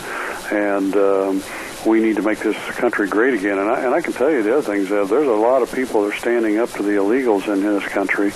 And businesses that are using illegals and paying them under the table because, these people are getting paid low, and that's drawing down wages across the country. It's taking jobs from Americans, and it's also income from the government. And I know there's a sheriff over in Butler County outside of Cincinnati that is going after businesses and people like this. And it's good to see some people waking up that we need to do the right things to stabilize this country and bring it back. Amen. Real quick, I've only got a couple of minutes left here, Dave, but you were talking about Scott Walker, and I'd like to know, I know that you really thought a lot of him and still do as a presidential hopeful, but did he peak too soon? Did he throw all of his tomatoes in the basket too early, or is there a chance that he can make a resurgence? He's dropped all the way down into single digits. Is there an opportunity for him? Well, I think there is. Like I said, I think he has to come out and be a little more forceful in his speech, although professional, not as coarse as Trump. And I think he has to really come out and say what he's, behind, what his talking points are that'll make America great again, like Trump does. And, I think he believes in a lot of the same things. He just has to put his own spin on it. And again, he's been too laid back when he talks. He needs to become, a little more charismatic in that. And if he can do those things, I think he can step up. And it'll be interesting to see what he does tonight. And I'm looking forward to meeting him on Monday to get a better feel for all that, too. Well, tell us about it. But then to wrap things up today, what in the world happened to your multi-million-dollar quarterback, Andrew Luck, and the Colts? Please tell us why they went down in such a disgraceful loss. I don't know. It's like their heads weren't in the game. When you look at it, penalties and turnovers are what cost them the game. It stopped drives and gave opportunities to Buffalo, and it was ugly. So I hope they wake up Monday night when they play the Jets, because if not, it could be an ugly night. I will say this, though, just for your education, Green Bay won. I'm sure maybe you didn't know that. I just thought I'd pass that along. I know. They beat Chicago, which we're happy to see, obviously. Hey, my friend, God bless you. Dave Bego, Indianapolis, Indiana, the author of great books, The Devil at Our Doorstep, The Devil at My Doorstep, and, of course, a great blog every week. And just enjoy having you on the program. Thank you, Dave Bego. Appreciate it. Well, thanks for having me on, and keep getting the word out, because we got to wake people up across this country and turn this back around and make America a place where people can grow and prosper. Amen. Thank you, my dear friend. I'll be in touch. Thanks so much. I always enjoy having him on my program. He's a super nice guy. Dave Bego in Indiana. Yes, sirree. Hey, let's not forget, too, about Let's Ride. Oh, boy. Yep, head for the hills and enjoy all the changing in the scenery with the leaves changing and everything, and look at the wildlife, and holy smokes, let's ride. 270 Highway 24 between between Rupert and Heyburn. They've got all the 4x4s, all the four-wheelers for you. That's right. And they've got great rebates on Suzuki 4x4s, too. Oh, get out and enjoy. That's what we've got. A couple of Suzukis, and we just absolutely are thankful for it. Thank you, Nick, for talking us into them because, man, they have been fun. Yep, where the fun is sold. Let's ride. My goodness, that phone went off, and I about jumped out of my chair. Let's ride Highway 24 between Rupert and Heyburn, and it's true, where the fun is sold. And don't forget, they've got the new Timber Sled snow bikes, and they're ready to go in the snow this fall and winter. Oh, yeah. All of this and more with great accessories and a service department at Let's Ride. 270 Highway 24 between Rupert and Heyburn. While you're over in that neck of the woods, don't forget, too, Cameron and Siemens Insurance, Highway 24 in Rupert, and they can help you be protected. That's right. With the best in life insurance, health insurance, retirement planning, and employee benefits, make sure that you, your family, and your business are protected. You stop in or give them a call today at 436-4424. Very accessible and very devoted to helping you. Cameron and Siemens Insurance, Highway 24 in Rupert. Really good folks. Hey, before we go too much further, I also want to remind you about my dear friend Gary Shorsman. He's got an event coming up that you do not want to miss. This is a fun event. The 97th Annual Old Settlers Dinner. Saturday, September 26th at the Rupert Elks Lodge in Rupert. Check in at 11 o'clock, dinner at 12 noon. They're going to have a turkey dinner with all the fixins. Oh, yeah, and cobbler for dessert. I got to go just for that. $15, tax and tip included, and the program is going to be the Life and Times of Artie Taylor, featuring his son Bob Tyler, and I know Bob Tyler, and I'll guarantee you what a good guy. Gary Shorsman's going to be the host. The Life and Times of Artie Tyler. Don't miss this. For reservations, call Gary Shorsman. Call him right now. Don't put it off. Going to be fun. And Gary Shorsman's number, 436-3982. The 97th Annual Old Settlers Dinner. And if anybody can put an event on, it's Gary Shorsman. It's going to be a lot of fun. Don't you miss it. And also, too, real quick, I want to remind you about our friends with Lennox. Yes, Ramsey Heating and Electric, along with Lennox, offering rebates on the qualified Lennox home comfort systems, whether it's a gas furnace, air conditioner, or a heat pump. You and your family will enjoy the comfort. Call them at 678-0459 and learn how Ramsey Heating and Electric can save you money. And at Ramsey's, they sell warm winters and cool summers. Thank you very much. All right, I got the message, I got the memo, and I got the warning sign that our guest is ready to go. Thank you very much, Wheels. Now, I'm going to tell you, folks, this man, and I think he'll readily admit it, has a name that's a little hard to figure out how to pronounce. So here's what I'm going to do. I'm going to say it, and then I'm going to invite him to jump all over me. We have on the phone a gentleman by the name of Richard Megradician. Is that close? Yeah, that's really close, actually. Oh, good. Now I can put my gold star up on the wall. Richard, how are you this morning? It's nice to have you on the air. Yeah, thanks for having me on. You know, I've learned a lot about you in the cheat sheet, and I did not know that you were the creator and manager of one of the most patriotic rock bands in the whole country, and I've got a video of the Madison Rising playing the national anthem. Congratulations and kudos to you. I didn't know that about your background. Oh, thanks a lot. Yeah, that's been my focus for the last 3 or 4 years, is really to create Madison Rising and basically make them one of the largest bands in the country, and we've been making a lot of progress along the way. We actually just got back from an 8-day trip to Japan. We're playing at several Marines bases out there, and needless to say, they love the guys. What is the difference, before we get into the crux of the material this morning, but Richard, what's the difference about the group called Madison Rising and their approach to various patriotic venues? I mean, what difference is this band? Well, you know, it's hard to explain music in general. I could tell you, obviously, about the mission and everything. If you have time to play some of the music a little later in the show, that would be great. But basically the whole purpose of the band was formed to help spread patriotic values through great rock music. So all of our songs, we have 2 albums out, about 25 songs in total, and the vast majority of our music, of our songs, is about one way or another giving back to America, showing some gratitude for the country, supporting our men and women in uniform, talking about the American dream, talking about liberty, talking about the Second Amendment. We have a very popular song called Right to Bear and an accompanying music video. So we really support American values and American culture, and that's really what separates us from every other band out there, especially in the rock genre.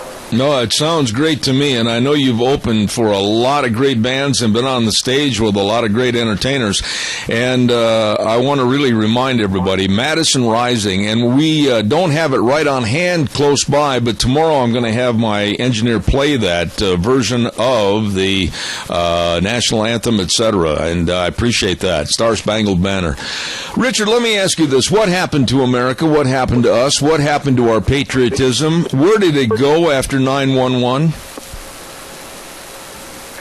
Well, there's a couple of ways to answer that question, one of which is sort of the subject of the article I wrote last week about the essence of patriotism, but I think that, there was a lot of quote-unquote patriotism immediately after 9/11, and unfortunately, a lot of that appeared to be patriotism was really nothing more than fear.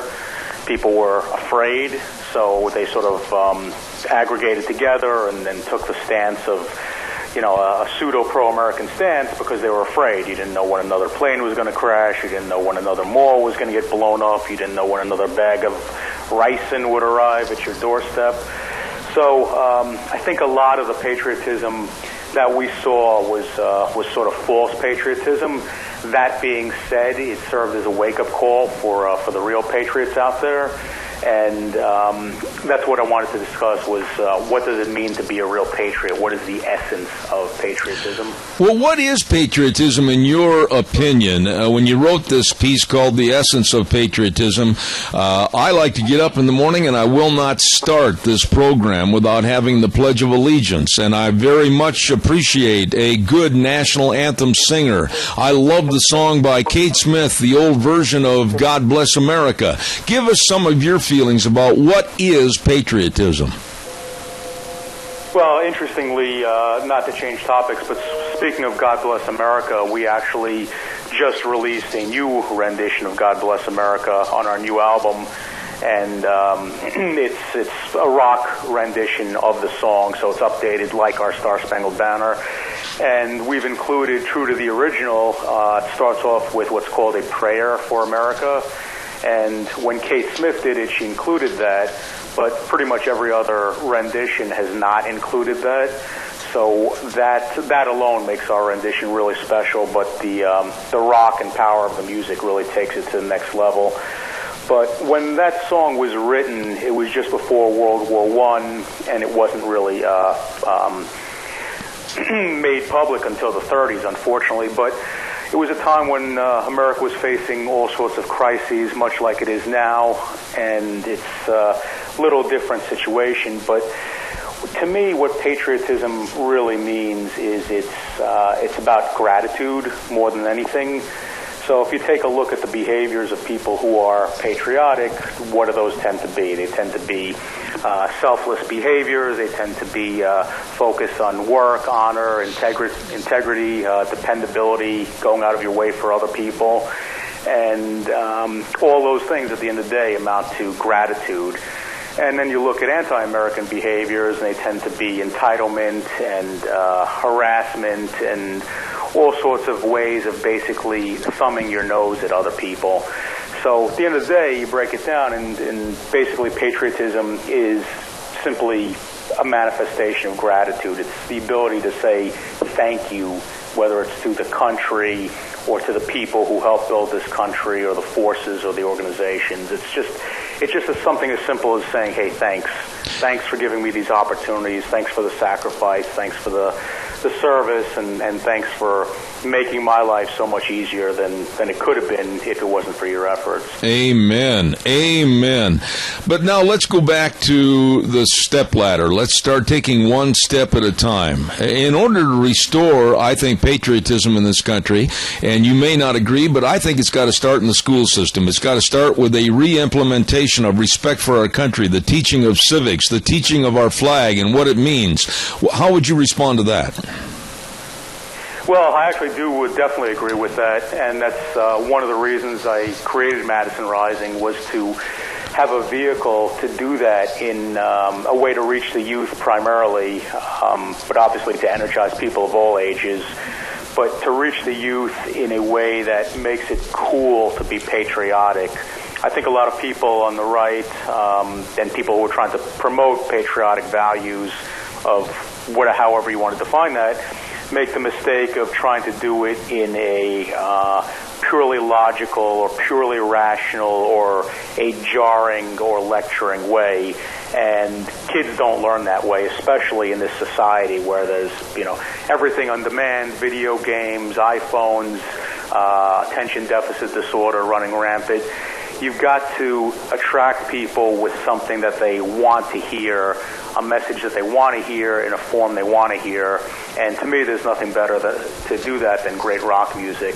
And we really do target the youth. And we have teachers all over the country playing our music in their classrooms, playing our videos in their classrooms. And nothing better than seeing fans send in a video of 30 kindergarten kids dancing around to our Star Spangled Banner video and just talking about how great America is.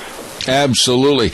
Of course, the big problem right now today is, Richard, political correctness. And there are many, many people that are going to do all they can to stymie or stop the respect for our flag and the teaching of our values of being an American. How do we overcome the political correctness attitude and get back to the basics like the old Norman Rockwell paintings on the Saturday Evening Post? Well, again, political correctness, it comes down to ultimately the gratitude we were talking about earlier, the anti-American sentimentism, and also just another way of thumbing your nose at the accomplishments of others. So the best way, and the way we're trying to do that over here at Madison Rising, is, again, through the pop culture, because, again, anything has to be, any message you want to get out there, people want to hear it. They have to want to hear it. And if you make it a cool message, an exciting message, an inspiring message, they'll hear it, they'll spread it, they'll migrate towards it, and they'll adopt it. And there's no more powerful tool to do that than pop culture. And the left has really done that very effectively on their end for the past 40 years in terms of using pop culture to spread anti-Americanism and making things like patriotism and gratitude and family values, vilifying them and making them bad words. So we need to leverage that medium and do the same thing on our end, except send out the right message. Now, let me ask you, how can people that are listening to this segment right now, where can they find your music? How can they learn more about this great group, Madison Rising? Give us the information. Sure. The best way, our music is available on iTunes, it's available on Amazon, it's available through streaming services, but the best way is simply to go to our website, MadisonRising.com, or look us up on Facebook, Madison Rising. And both the website and the Facebook page serve as portals to our music videos, to our belief system, to our touring schedule, and everything anybody would want to learn about us. Let me ask you one final thought, Richard, in regards to the upcoming 2016 presidential race. The infighting with the Republicans is doing no good whatsoever. I'd like to see everybody stand up at the debate tonight and tell everyone how good they can be and what they can do for issues to make America better. The Democrats on the other side, very socialistic. What are your thoughts looking towards 2016? Can we turn around from the trend that we're heading now downhill in America with a new presidential administration? Well, certainly if we have the right administration, it can help. The problem is that the president alone doesn't change things. Even having the president and the Congress, and even having the president, the Congress, and the Supreme Court only has a limited amount of effect. I mean, it's fairly sizable and it's extremely important, but there's all sorts of other levels in which government has sort of been infiltrated by un-American values, and those are the judicial system overall, the legal system, laws that are now on the books, local governments, and so forth. But regaining the presidency would be a big first step towards making progress. Unfortunately, a lot of people on the right really view politics as a zero-sum game, and they are much less concerned with showing what they can add to something as opposed to just trying to take away from others. And that's the biggest problem the right faces, is that, you know, that circular firing squad, that zero-sum game mentality. Absolutely. I've enjoyed having you on the program, and I absolutely urge everybody to listen to this group, Madison Rising. And I thank Richard Megredichian for being on our program this morning. God bless you, sir, and I'll look forward to having you back in the future. Thank you. Okay, take care. Thanks. Thank you very much. Very interesting. And that group, Madison Rising, I remember Deanne found them on the internet with their version of the national anthem, and wow, it was really something. And Wheels, if you're listening, you might want to ask Gina about that group and the national anthem, the Star Spangled Banner, with Madison Rising, and maybe we could play that sometime during the program tomorrow. They really did a unique and very nice job. All right, we're going to have the weather right now. Goodness sakes. And then after the weather, we're going to open the lines up to where you can call in and talk about anything for a couple of minutes, about 10 minutes or so. Give us a jingle on the landline at 436-2244, 1-866-927-4587. Weather brought to you this hour by our dear friends, excuse me, I got that hay fever in the throat this morning, Duck Uglies at 163 West Highway 30 in Burley. Oh, my. Family place to go eat, and the food is delicious. Yes, all the menu choices, and then they've got specials, and then, of course, don't forget great entertainment. I love to eat and just listen to great singing, picking, and grinning. Oh, it's all there at Duck Uglies, 163 West Highway 30 in Burley. Here now is Gina with the weather. Here's your weather forecast as we try and make our way through another work day, looking at partly to mostly cloudy skies, rain showers off and on throughout the morning hours, tapering off by noon, but that's when the winds are going to be picking up to about 20 miles an hour out of the west. High of 64 today. Tonight, expect a low near 43 for tomorrow. Mostly cloudy skies, a stray shower and or thunderstorm is possible. Winds out of the southwest up to 20 miles an hour. Expect a high of 58 with an overnight low of 37. By Friday, partly cloudy skies, highs are going to be in the low 60s, and we could see maybe 70 or better for Saturday and Sunday. That's your weather forecast for Zebeth the Rain. Gina, thank you very much. And the weather brought to you by Duck Uglies at 163 West Highway 30 in Burley. Great food and great entertainment. All right, it's your turn to give me a call, 436-2244, 1-866-927-4587. We have been talking off and on this morning for the last 2 hours about political correctness, and I won't abide by it. I will not abide by it. If somebody says they don't like a certain word, I'm not going to stop using it. If somebody says they don't like a certain thing done because it offends them, I'm certainly not going to change my way just to appease them. What are some of the ways that you will not abide by PC? Caller, good morning. You're on the air. Good morning. You said we could talk about anything? Yes, sir. Go ahead. Okay. I'm a little bit out of shape about how the seniors are being treated by our government. You know, we got food stamps, and all of a sudden somebody said the cost of food has went up so much that they give them more money, but they didn't give us elderly people, as we are referred to, any consideration on that. I like to eat as well as the young people, don't you? Let me jump in here, Keith, and I talked about this the other day, and nobody, and I'm not trying to brag, but nobody I think has been more supportive on the radio about helping the seniors with the Meals on Wheels program than this program has for many, many years. But here's the problem with what's going on, and I think you're absolutely going to agree with me. How in the world can a government administer $3 billion to a going bankrupt Spanish company called Abengoa to promote solar panel heating, green energy, when they could take that same $3 billion and dedicate it to help the seniors across the United States with not only Social Security but also the Meals on Wheels programs? Why in the world are we letting this idiocy from this administration happen?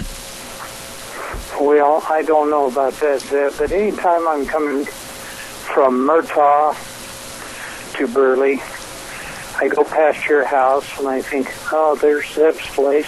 He's not home. And I drive on, and then I see all these windmills there and everything.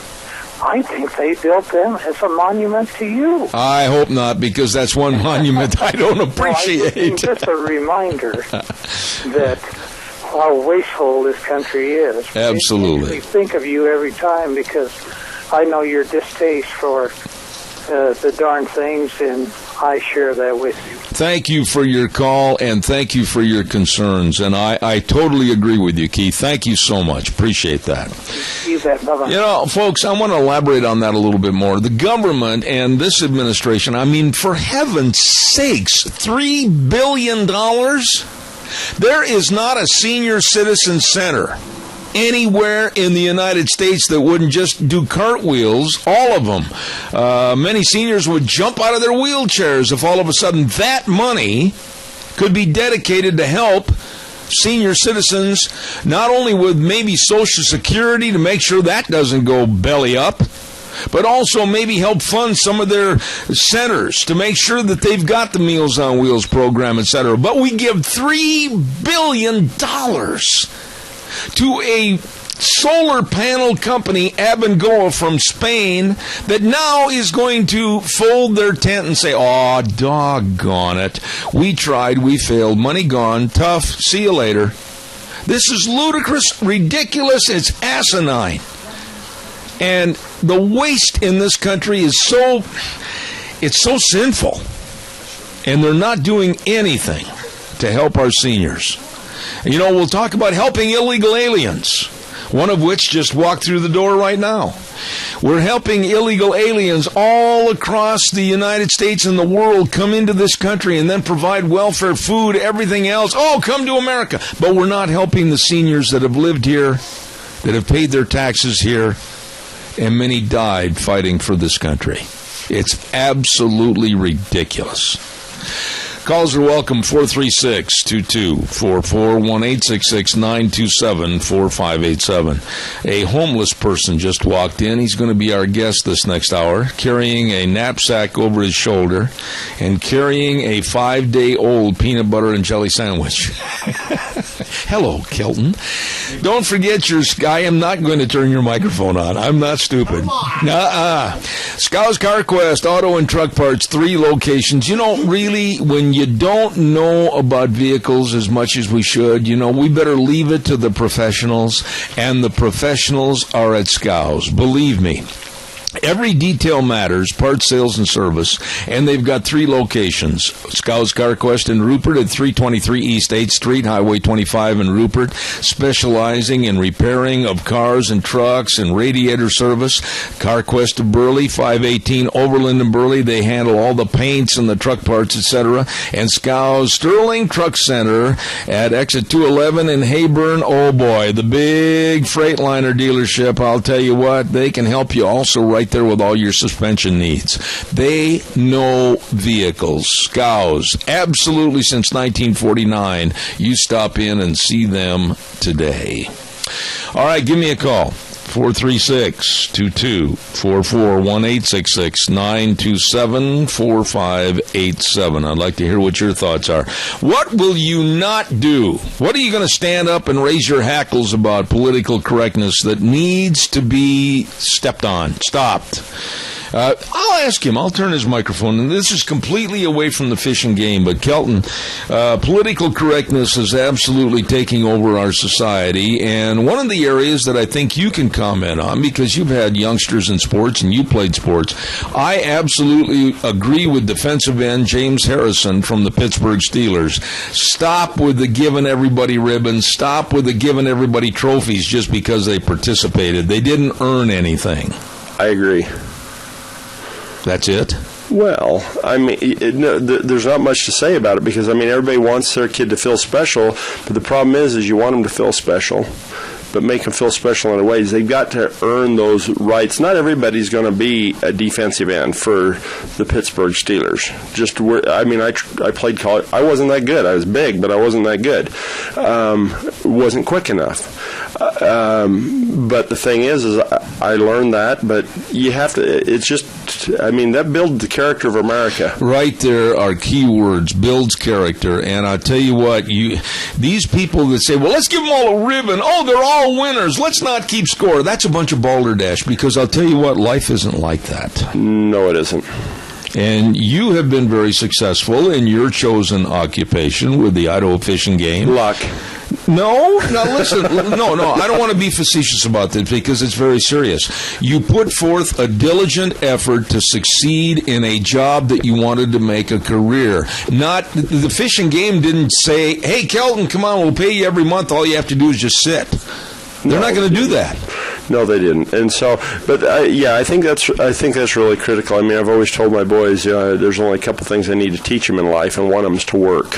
And if they learn to work and they learn that they just don't get things given to them, then they will get a better work ethic and they do better. But it doesn't do kids any good to just get something just because they show up, if they didn't earn it. I'm against the ribbon theory of giving everybody a ribbon that shows or competes or does whatever at a county fair or a livestock show or a Little League baseball game. I'm against that. I think we need to instill a work ethic, an achievement ethic, and a reward ethic for what you put forth as far as effort. I agree. One of the funniest things I ever said was when my son was he was in Pee Wee wrestling, and they were great for giving everybody a ribbon. They handed him a red ribbon because he had just got beat by this kid in the last round, and he wadded up and threw it on the mat. I was a little upset with him that he just took it after they'd given it to him. He should have handed it to me, but he had no desire whatsoever to have a second place ribbon. But because of his mentality, he didn't get another red ribbon. He always worked harder in practice, and because, I mean, it was blue or nothing with him, and so. I look at achievements, and I look at try, and I hate to bring myself into this, but they told me I'd never walk after I was 14 years old, and you didn't see me wheel into the studio.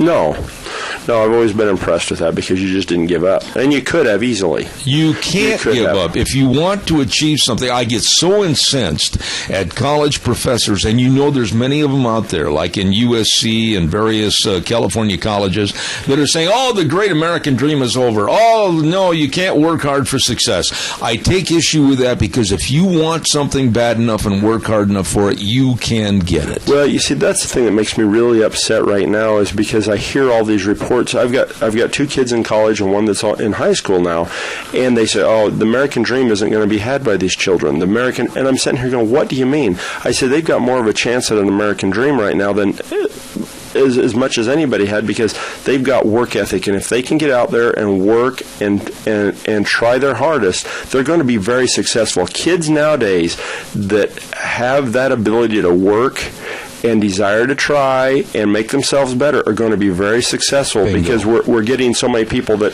they just want to sit around and get things given to Bingo. them. You know, You see, I'm not fishing game today. No.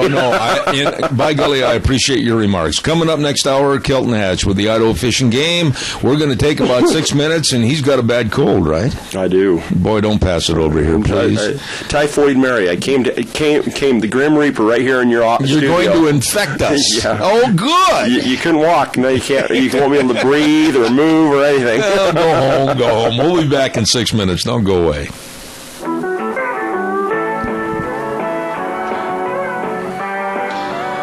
Oh, welcome back. And, of course, you're listening to Zeb at the Ranch. Make sure you're hearing everything. Contact Mount Harrison Audiology for a hearing screening. Call them today at 312-0957. Zeb at the Ranch brought to you, of course, by our major sponsor, your Magic Valley Les Schwab Tire Centers, all 7 locations, and some of our great advertisers, including Western Waste Services, always at your disposal. Call them, get on the route service, 734-6969. And, of course, Valleywide Home and Ranch, 910 South Oneida in Rupert. Everything for the farm, the home, and the ranch. Hey, by the way, if you're hungry, and this great big bull moose that's sitting across from me always is, the Chadwick Sports Grill at 139 West Main in Burley. What the special is for today? Now, I don't know what this is, but it sounds absolutely delicious. Chicken paprikash over white rice with veggies and super salad. That sounds good at the Chadwick Sports Grill. A special today at 139 West Main in Burley. All the great menu choices. Super nice people at the Chadwick Sports Grill in Burley. Well, look who's here, the homeless person. And, by the way, your remarks last hour were very well appreciated. Kelton Hatch, Idaho Fish and Game, how are you? Great. No, you're not. You're sick.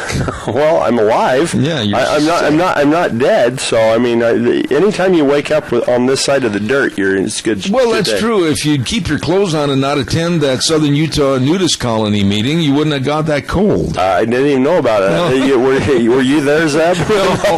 No, I led myself open to that one. But anyhow, no, it's good to have you back. Sorry about your disease. Oh man, it's just like. It's been a busy week. Get a couple busy weeks, get a little bit of age on you, and you start getting sick, I guess. What are you now, 50, right? 2. You're 52, and you made fun of me a few minutes ago. Well, yeah, but I'm Methuselah. still 16 years younger. Yeah, I mean, you don't look it, though. Well, that could be true. Hey, I got to tell you something, man. The hills are alive, and it's not with music. There's a lot of antelope, deer, elk, moose, everything up there. Numbers are incredible this year. People have been talking about getting out and doing some deer hunting. This is the year to do it. The numbers look like we're about 30% higher than we've been in the last 5 years. 30%. So for every 100... Stop right there. There's people that are probably wondering how you base that percentage. Those are on winter counts and winter survival. We have radio colors on deer, and the last 5 years we've averaged... listen to this program? The deer? Yeah, yes, with the radio they do. They tune in Zeb at the Ranch. That's the only 1230 is the only channel we have on it. You almost goofed. That was close. Well, they're so close together. Yeah. But 1230 is the only channel that's tuned in, so they have to listen to Your face is red. That's because of the fever. No, but 30%, that's pretty impressive. And so, yeah, we've had really good fawn survival the last... 5 years, we've been averaging somewhere between 80 to 100% fawn survival. Wow. Better habitat? Well, mild winters and good rain. Yeah. We've been getting great spring rain. Spring rain came a little late this year, but we still got it. Yeah. And the grass really grew, and, we've had really good survival conditions. Elk numbers are up. We're getting more and more elk, and all the areas. These fires up north have been pretty devastating, but they're going to help the elk. Do you fly this quite a bit up here? We try to every 2 years. Every 2 years? 2 to 3 years. It just depends on our funding. We used to fly it every year, but funding was cut back. It's a pretty critical area for the Magic Valley. We get so much push on it, and we get so many comments on it. We really try to keep on top of it. We also do ground surveys where we send a bunch of us out in vehicles, and we just go out and do ground comp. And what what that is we go to certain areas, designated routes, we drive, and we glass up all the deer we can. Then we count the number of does, fawns, and males or bucks or antlered animals, and try to get ratios.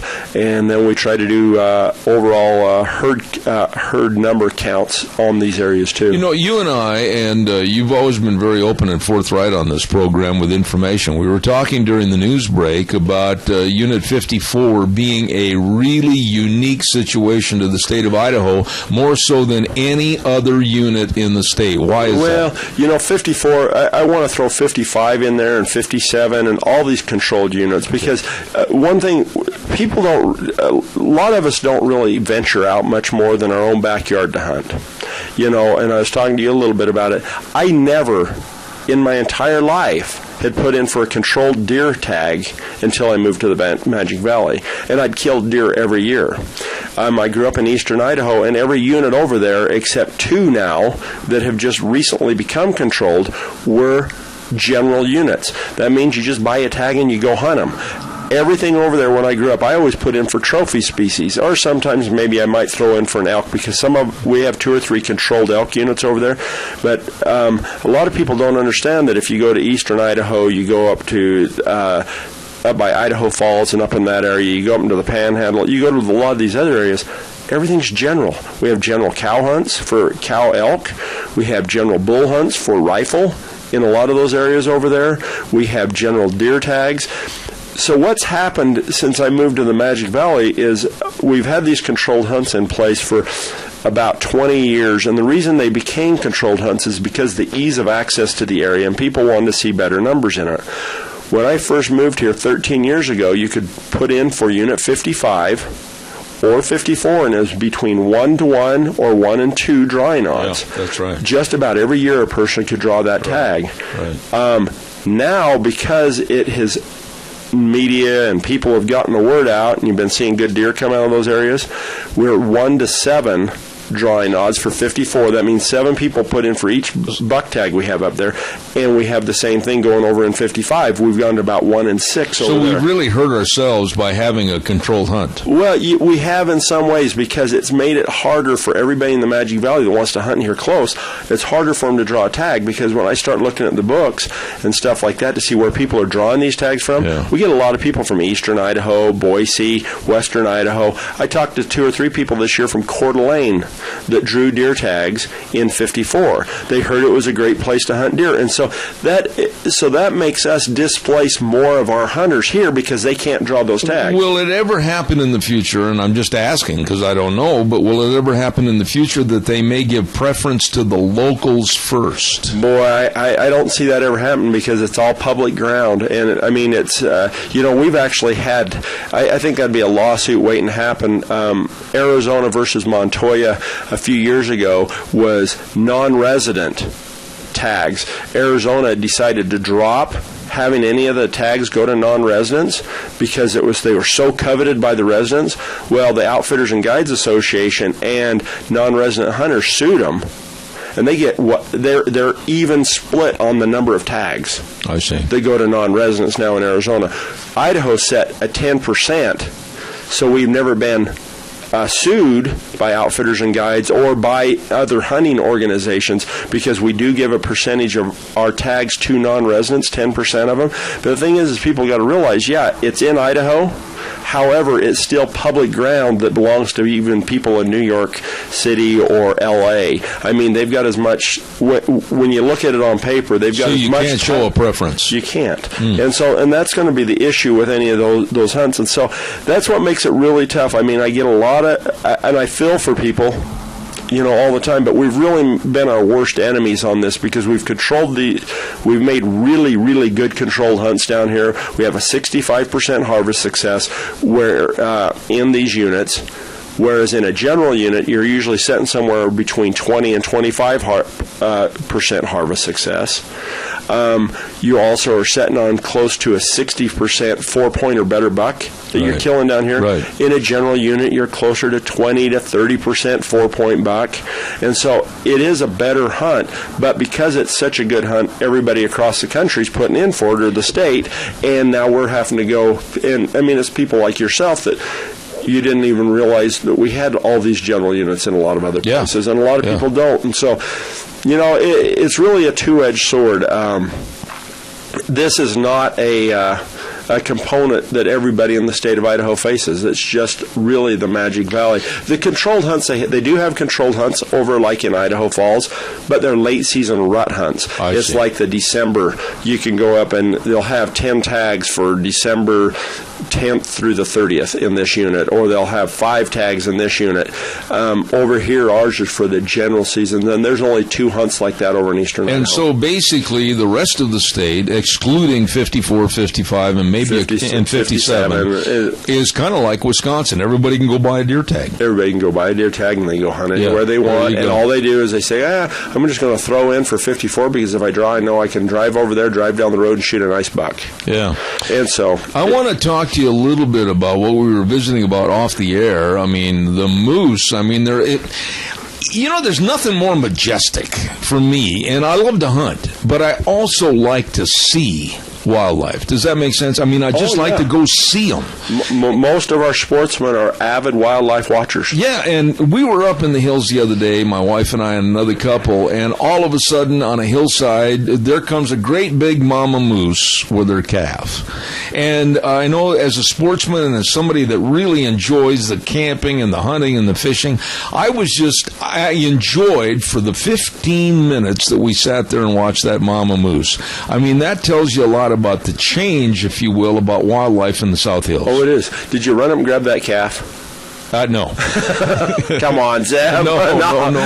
Throw a long line at him.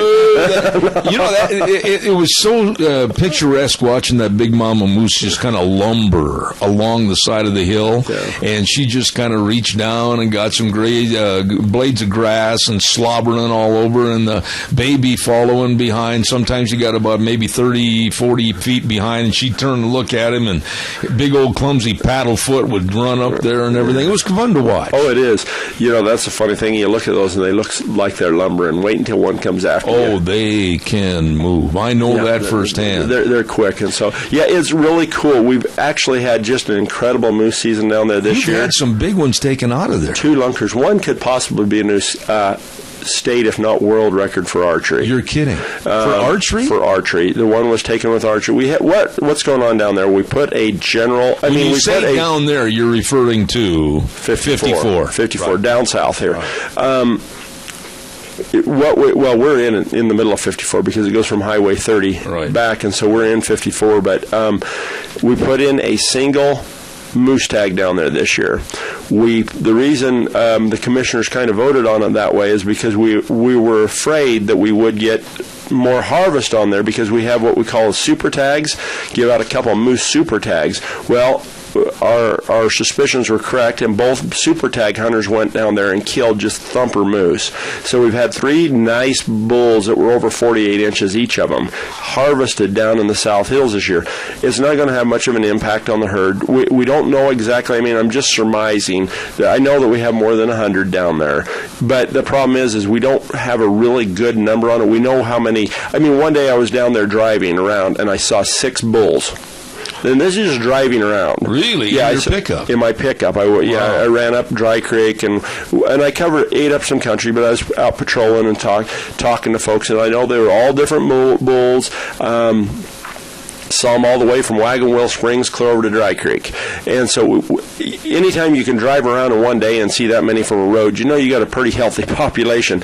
Moose are one of those animals we really cannot count because there's so much country down there. Mule deer we can count when they go onto winter range. We can find them there. When we get plenty of snow. Moose are not affected really by the snow. They'll stay up at high elevations. They don't ever come into herds, and so you can never get a baseline for a count on them. And so most of these are just anecdotal numbers, but we've harvested some real thumper moose down there this year, and so. What made the change, if you don't mind? I'm a little bit curious about why all of a sudden in the last 7 to 8 years we've seen an influx of moose into a country that normally we didn't have any. It's just as populations have built in eastern Idaho. You've had So they kind of came from the Wasatch area? No, they've come from basically, well, they could have maybe, but I'm guessing most of these came out of Soda Springs, and then they moved over into Bannock County, and we've got some of the best moose hunting in Idaho's over in 73. I mean, they kill some just record book moose out of there. Well, then they moved over into Sublette, which is right next to 63, into 56, and then now we've got 6 tags over in 55 and 57, and so we're 5 tags in there for bulls in that area, and so as populations grow there, they just keep expanding their range, and they're finding these little niches of habitat that they can make a living in. You know, I mean, we got all these riparian corridors that are really good for these moose, and we've just had populations continue growing, and they're just expanding. I don't think that they're going to move into the Owyhees, but we could. You could see. I mean, there is habitat suitable for moose down there in some of those.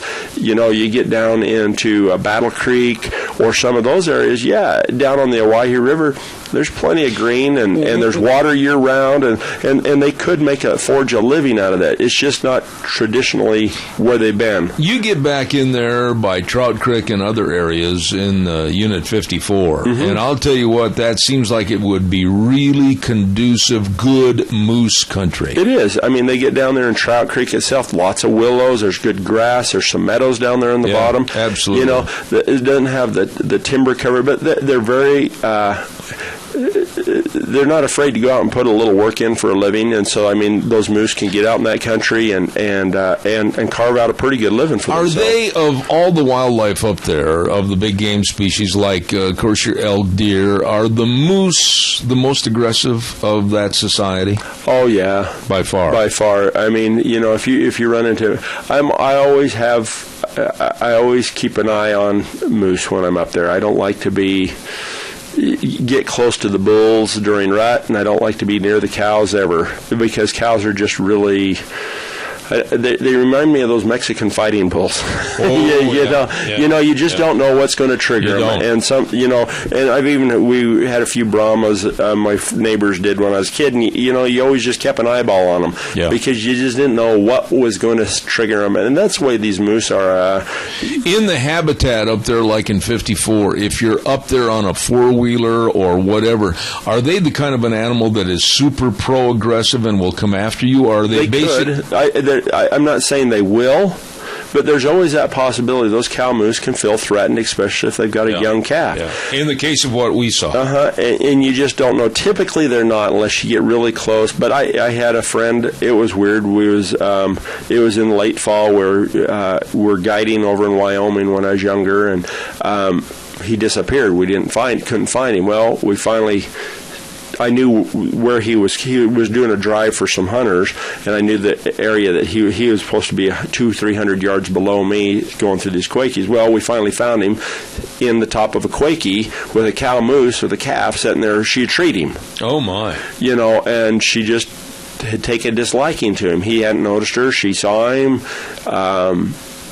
Came after him and then just stood under the tree, and he had been there for almost 30 minutes. So you hear weird things. A guy like me on crutches, I can't climb trees. No, that's why I was thinking you could grab that calf. We said no, but and I've had friends that have had similar experiences with bulls. I mean, I was over in Deer Parks over out of Idaho Falls. It's a WMA, Wildlife Management Area, the Fish and Game owns, and I was using a grunt tube, but just a fawn bleat hunting whitetail, and I hit that fawn bleat, and this cow moose came out of the timber. Really? And we had a showdown for about 30 minutes, and I was jumping behind trees and was backing up. Whoa, stop right there. She came after me. I want a picture of this. You are not the smallest thing in the forest. No, I'm not. So jumping in between trees to hide behind, you had to be very selective about your coverage. You did. Well, all I can tell you, it was not a fun experience. I actually laundry bill go up a little bit. Yeah. Well, you're sitting here with a bow. Yeah. I was like, I'm going to shoot her with a broadhead and then wait till she just takes it out and sticks it in me. Or go, Robin Hood. I can't imagine. Oh no, it was about 30 minutes before I could finally get her. She had twins. We got a little bit close. The fawn bleat kind of set her off because it's a very similar sound of a distressed calf moose, and So she was really on the fight, and she tracked me. I mean, after I finally got across the creek, I had my waders on, fortunately, and got across the creek and got on the other side, and I was walking away from her. She shadowed me for almost a half a mile. You're kidding? No, she was keeping an eye on me. She did not like you. No, she didn't, and so that's Isn't why that it's amazing? Yeah, I mean, well, yeah. Pick a number, Cal. So, but no, just you need to be on your best behavior when you get around them. I mean, don't be you just don't do silly You shouldn't be things. afraid, but then on the other hand, they can be the most dangerous of the If wildlife. I'm sitting in my tent, I don't worry about them. They're not going to come up. They're not going to bother you in your tent. If you're up there camping and they walk by, they're not going to bother you. It's just when you make that forward aggression towards them. Okay. You know, we've got about 4 minutes left here before we have to take a hard break at the bottom of the hour. Quickly, what about sage grouse, upland doves? You know, I was going to tell you that the upland game bird seasons are looking really good. Saturday, sage grouse opens. It's a one bird limit. The next day, your upland game is going to open. So you can hunt. You can't hunt chuckers and huns and all of that stuff on Saturday. You have to wait until Sunday when that opens on the 20th. But the sage grouse season's going this year. We've got really good numbers in upland game birds, it looks like, compared to the last couple of years. So the numbers are up? The numbers are up. And then dove season actually goes till the end of October this year. And so you get this nice cold weather's pretty much driven most of them out of the country. I was over in Burley yesterday and over in Albion, and I saw quite a few doves still over in those guys' country. But if you're going to go out dove hunting, make sure you shoot some of those collared doves. Collared doves are good for year-round. They've got like a horse collar on their neck. Yeah, they're the bad ones, aren't they? Well, they're Eurasian collared doves, Right, and they're actually out-competing a lot of our doves. And in certain areas, especially in Cassia County, our dove numbers have really dropped since the Eurasian collared doves have come in. You can harvest those Eurasian collared doves year-round. Cook them up. They're more like squab or more like pigeon. They're as good as the other ones? Not quite. You know, they're good. I like the young ones better. The old ones are more like pigeons. But the young ones are fine table fare. But you can harvest all of those, and it'll actually help our indigenous mourning doves. We had a lot of them here, and they were causing a lot of problems. Well, there's just tons of them. You get over in some of those parts of Cassia County, and you don't see anything but Eurasian collared doves now. And they're called Eurasian collared doves. You can go to our Fish and Game website, look it up, or you can get into our Upland Game Bird Proclamation. It's got a photo of it. They're bigger. They've got a black collar on their shoulder, and you can harvest those. Okay, we got to get ready for a break. By the way, before you leave, you got to tell us who you think's going to win between Oakley and Valley coming up as the game of the week for Denny's Restaurant this week. And you, if you pick the right team and the closest to the final score, might win a free Grand Slam breakfast from Denny's Restaurant, 611 Overland in Burley. Oh, great food. Breakfast, lunch, and dinner. We've had some very happy winners so far. We're going into Game 4 this week, so don't miss it. Valley versus Oakley. Going to be a lot of fun. And we're going to take a little break right now and send it back over to our main studios, and then we'll be back and take more of your questions and calls with our dear friend Kelton Hatch with the Idaho Fish and Game. Don't go away. We'll be back in about 3 minutes. And now back to Zeb at the Ranch on AM 1230 KVAR. To reach Zeb, call 436-2244 or toll free 1-866-927-4587. And now, here is Zeb Bell. Well, we're back in the medical ward of sick and diseased Idaho Fish and Game officers that are spreading germs all over our studio. Hello, Kelton Hatch. You call me Typhoid. Typhoid Kelton, okay. Thank you for bringing all your... I'm on the downhill slope. I'm probably not as... We're going to be on the downhill slope. Hey, all kidding aside, good conversation first half hour about the wildlife up in units 54 and 55 and in general the state. But what about fishing? What's going on with fishing? Still plenty of time to go out and get a couple of lunkers, isn't there? Well, I would agree.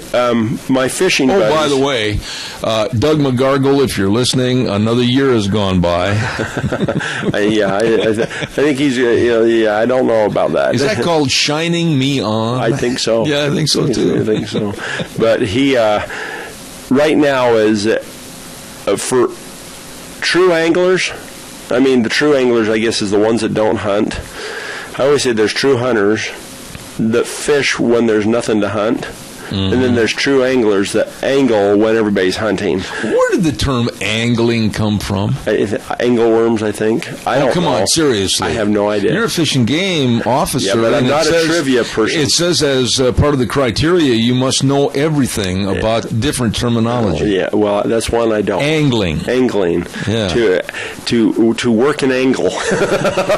But you sound like a Utah State graduate. Yeah, pretty much. But the angling this time of year right now is nothing but good reports on Salmon Dam. Oakley has been really turning on from everything I've been able to get from sportsmen and stuff at the Cassia County shows. And I was talking to one of my friends that is a true angler. I mean, he's 100-plus day a year fisherman, and he said that it's just really turned on, and the fishing has been really good. So if people are after getting out there, this is the time of year to do it, because all the part-time fishermen are hunting. Yeah. And now it's left to you true anglers to go out and catch fish. Anglers to catch fish. For your homework. I think what we probably came up with anglers so that it wasn't sexist, like fishermen.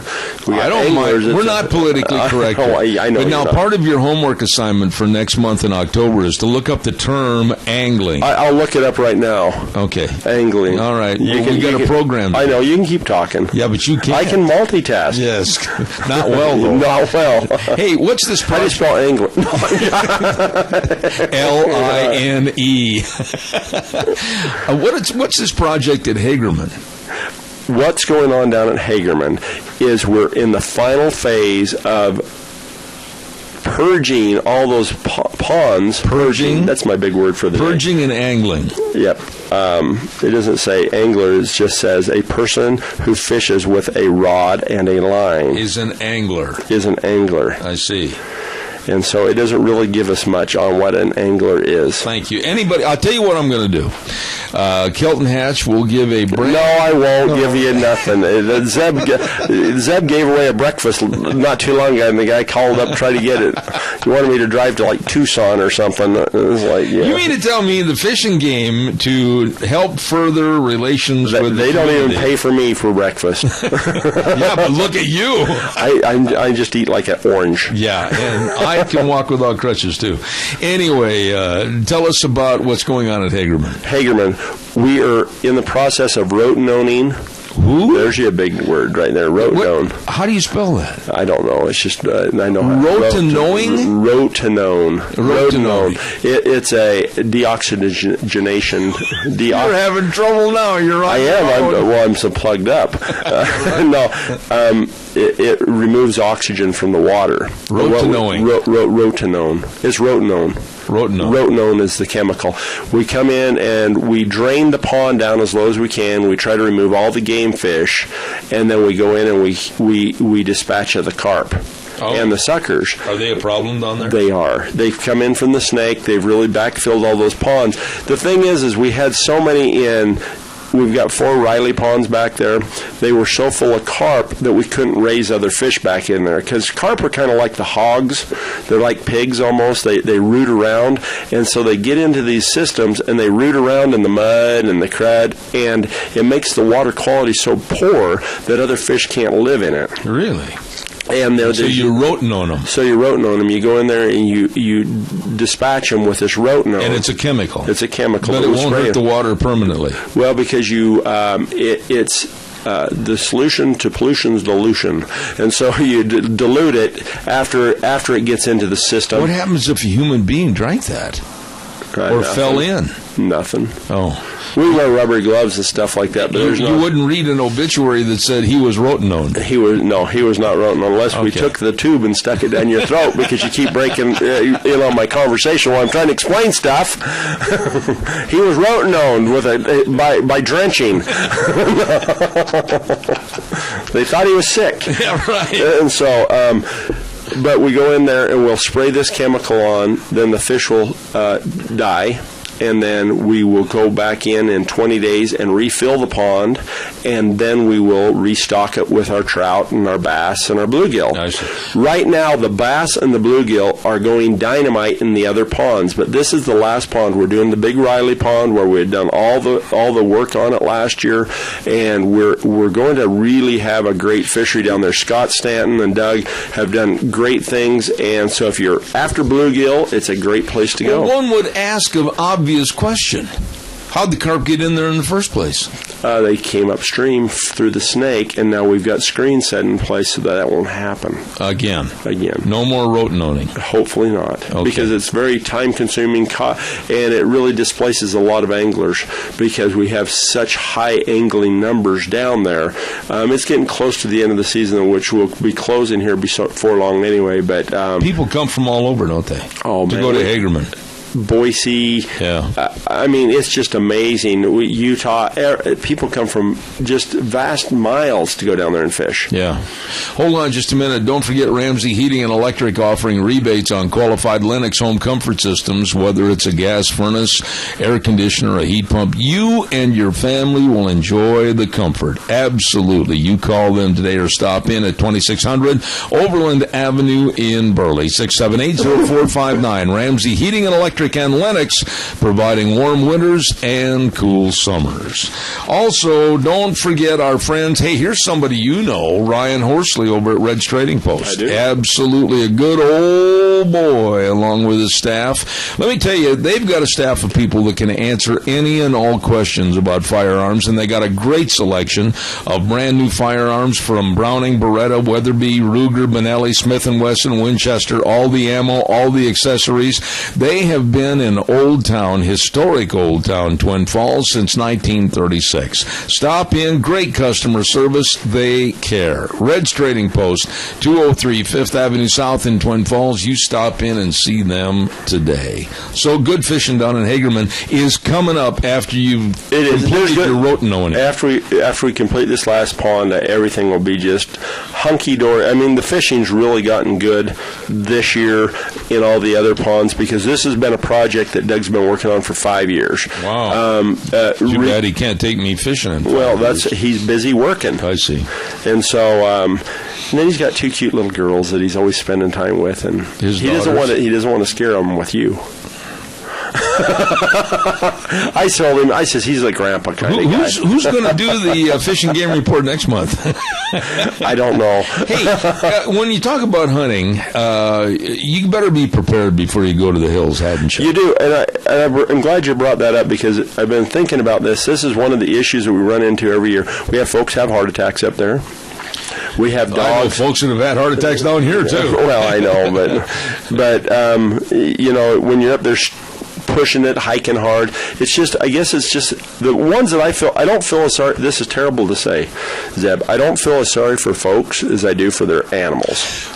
Boy, I'm glad you brought that up. I know people, and it just infuriates me, and I'd like to turn them into a humane society, even though I don't want to go along with humane society. I know. I read you was biting your tongue. Yeah, you heard me to say that. But they will not touch old Paint or old Sorley all year long. They won't do anything except feed him, and then when it comes time for hunting, they'll make him climb up a 10,000 side foot hill. Yeah, with a 300-pound cowboy on it. Yeah, I mean, it's ridiculous. Well, you see those poor little galded up horses? Yeah. You know, they're sore, they're tired, they haven't been ridden all year.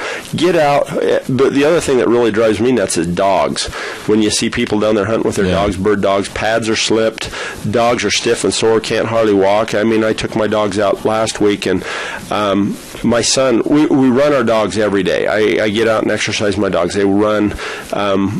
He takes them up in the hills, or I'll work them, and we try to keep them in good shape.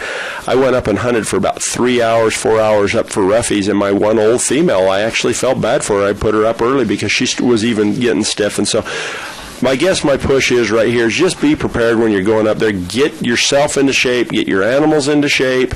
It's really, I mean, if you're going to go out and start working sage grouse and stuff like that, those are long days for those dogs, even though I run GPS trackers on my dogs, right, so that I know where they're at.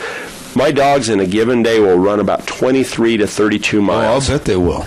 I'll bet they will. When I walk 6 to 8 miles. Absolutely. So they cover 5 times the ground that I do. That's why I hunt with dogs, because they get out there and they find them. And look at the horses. I mean, my goodness sakes. As I said, I know some people that just don't care or they're not thinking.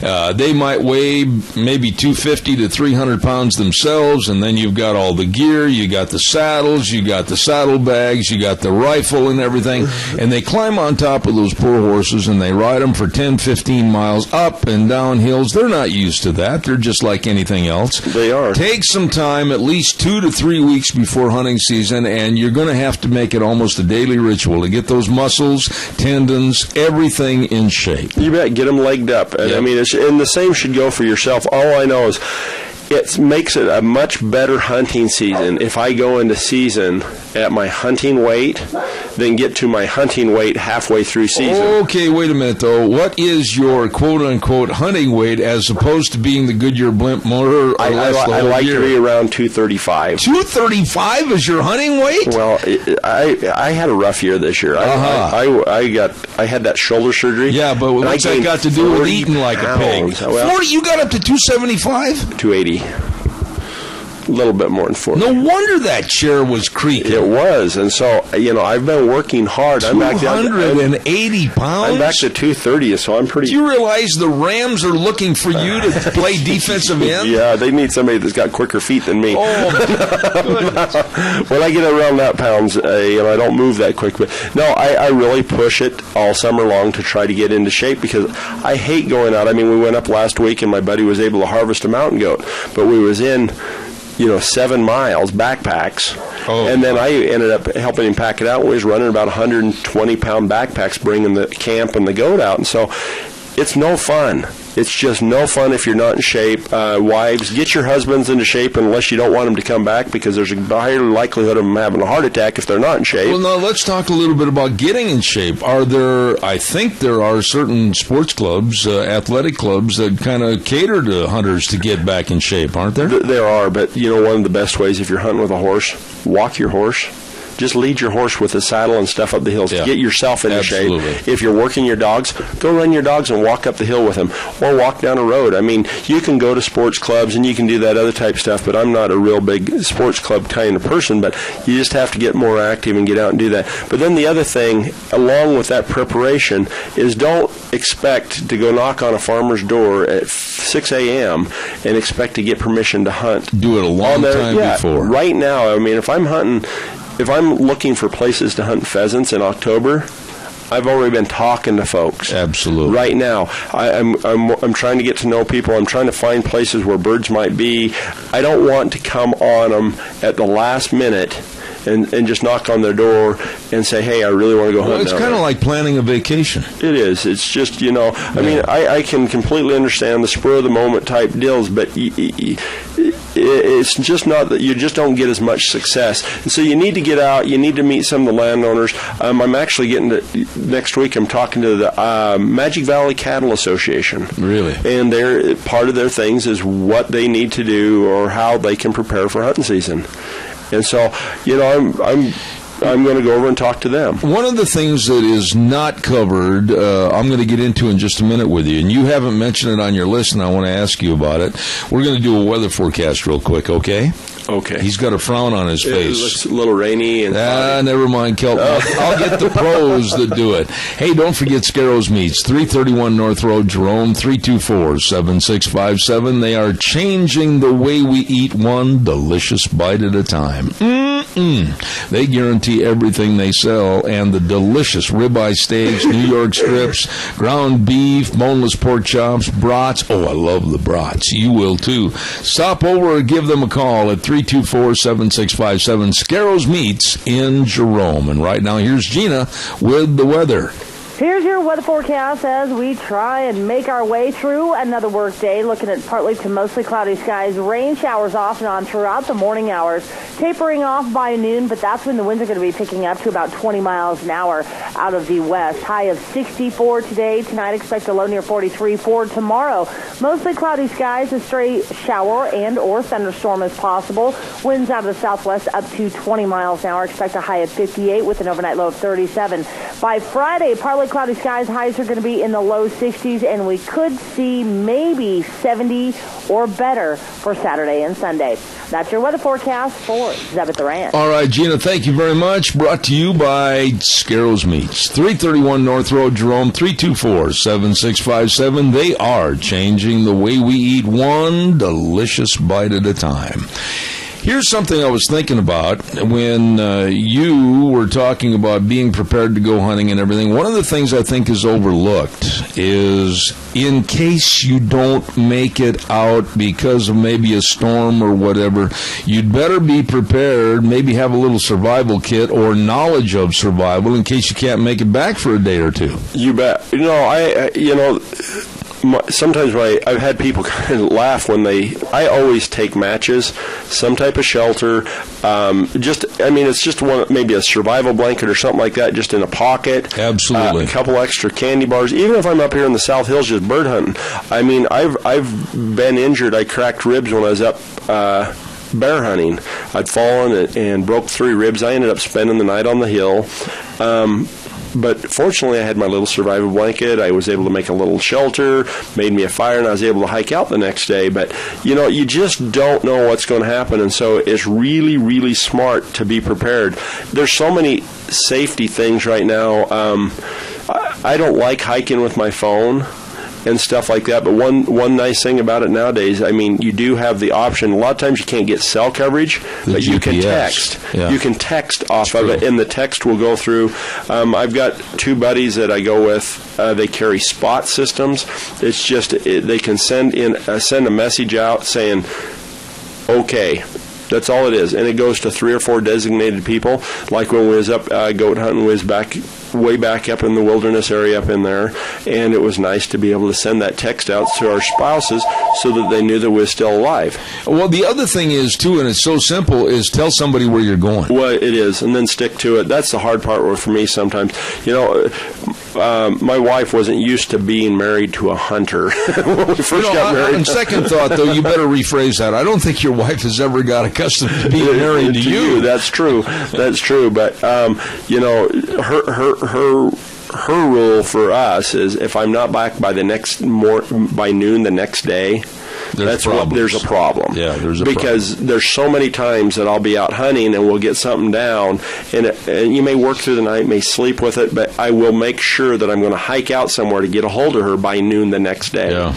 Otherwise she panics a little bit. What do you think? You touched on it, but I think on a four-wheeler, I'll stress this, we have on our four-wheelers right now a survival kit, basically, to where we can have a little tent for shelter. We've got extra water. We've got extra of those granola bars or whatever, and especially matches wrapped in a plastic that they're not going to get wet, and some lighter fluid also. Yeah, and maybe a cigarette lighter, just so you have 2 forms of lights. You bet, and people don't even think about it on an ATV. And a flashlight. Yeah, I always carry a couple flashlights with me and stuff like that. But it's always good to be prepared, and just so that, and 95% of the time I never use this stuff. But there's so many times that I'm hunting with people that I end up loaning them stuff. Absolutely. Out of that kit, because they get up there where you end up being late. I always carry water purification tablets because I run out of water. I don't have my filter, but I can always get water out of a creek somewhere. Let me ask you about those. There's good, bad, and ugly, and there's some that aren't worth a hoot and some that are better. What do you suggest about those? Any of the chlorine or any of the iodine tablets work really well. You just have to give them 30 minutes to work. After you drop that in there and you let it dissolve, though, one of the biggest things I've seen people fail to do is they let it dissolve. It's in there for 30 minutes. They don't spill it on the outside of the bottle. You're supposed to take your water bottle and spin it around and let the chemical or the iodine or the chlorine spill on the outside, because when you stick your bottle in the water, if it's got Giardia in it or any other type of disease, it gets on the outside of the bottle. The only way you can kill that bacteria is get some of that on the outside. Yeah. I always spin it around, then put my lid back on and shake it up good. To make sure that I get it off of the lid, to make sure, because I had a buddy that his wife spent lots of time in the mountains, but she just stuck her toothbrush in the creek to rinse it off. Very, very dangerous. got Giardia and ended up losing 25 pounds. It's not a good diet socially, guys. And once you've had it, and I've had it way back in 1984, it's in your system, I understand, for the rest of your life. It is, and it can be triggered by a multitude of things. But no, just take some precaution and go out and have some fun. It's going to be a great hunting year.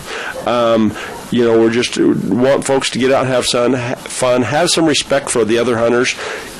People, I'm horrid because I like being by myself when I'm up in the mountains. I don't even like seeing other folks. So, because of that, I know that about me. I hike into different areas. I get away from places that I know are going to have people. And I may drive further and then hike further to get away from that. But just be respectful of other people. Another thing that is a pet peeve of mine is if you're up there, carry a pair of binoculars. Oh, yeah. Nobody likes to be scoped.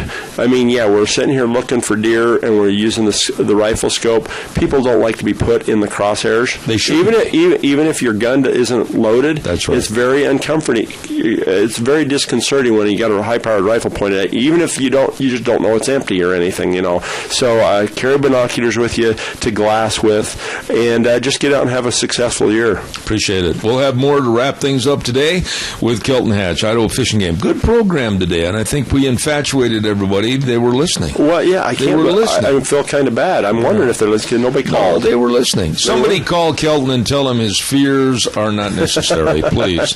Hey, don't forget your Magic Valley Les Schwab Tire Centers. The weather is changing, and it's going to be a little cooler in the mornings from now on. So that means the cold weather is coming, and if you haven't had your battery checked for a long time, you'd better get in and get it checked today. Free battery checks, and if you need a new battery, now is the time to make sure they get it installed. And don't forget the best in brake service, the best in front end alignment, shocks and struts, and, of course, the best in tires. Many of their tires are on sale right now, so stop in and check out Safe Driving today, along with the best in service, always with your Magic Valley Les Schwab Tire Centers. Lane and Rupert, Dave on Blue Lakes and Twin, Mike and Buell, Mike and Jerome, the Twist family and Paul, John on Pole Line in Twin Falls, and Randy on Overland in Burley, your Magic Valley Les Schwab Tire Centers. Okay, so now here we are, middle of September. Next program's going to be the middle portion of October. Holy smokes, we're going to be right in the middle of hunting season, aren't we? We're going to be in the heat of things, and I'm still trying to make sure that I can be here. Oh, really? Where are you going? I might be hunting. Yeah, I'll probably be here. Oh, okay. No, I am. There's like a 50-50 chance, but I'll keep you informed whether I'm going to. Hey, you got your call. Got a call. All right, good morning. You're on the air. Go ahead. Yeah, Kelton, can you shoot those Eurasian colored doves with a rifle? You can shoot them with anything you wish, as long as it's legal for where you're living. If you're in downtown Burley, you probably have not to shoot them with a rifle, but you can kill them. You don't have to shoot them with a shotgun. Okay. All right, sir. Thank you. Go get a bunch. Go ahead. Play Daniel Boone. Interesting program today. Learned about hunting, and just be prepared and check out the old four-wheeler, check out the old horse, get everything all shot up and ready to go to the hills. Give it a little exercise before you go, and yourself too. Yeah, absolutely. There's nothing your wife hates worse, at least mine, than me coming home after being hunting all day and then whine about being sore because then I guess you just don't need to go hunting. And the proper clothing too. You might mention that too, because a lot of people go up and if the weather's halfway nice, they go up in like a short sleeve shirt with a light jacket on. You can't stay overnight like that. No, I never go up in the hills without a raincoat, and cotton kills when it gets cold and wet. Absolutely. And so a good wool layer or some of these new fabrics that are out are really good. I'm kind of an old wool boy because I'm old, but well, that's very true. So are you. I was around when God invented wool. Yeah. Right. Kelton Hatch, Idaho Fish and Game. That's going to wrap it up for today on Zeb at the Ranch. We'll be back again tomorrow morning at 8:06 with more. You tune in, KBAR 1230, and streaming live on the internet all over the world, zebbell.com. And remember this, the way things were are the way things ought to be. Good job. We'll see you tomorrow morning at 8:06. God bless everybody.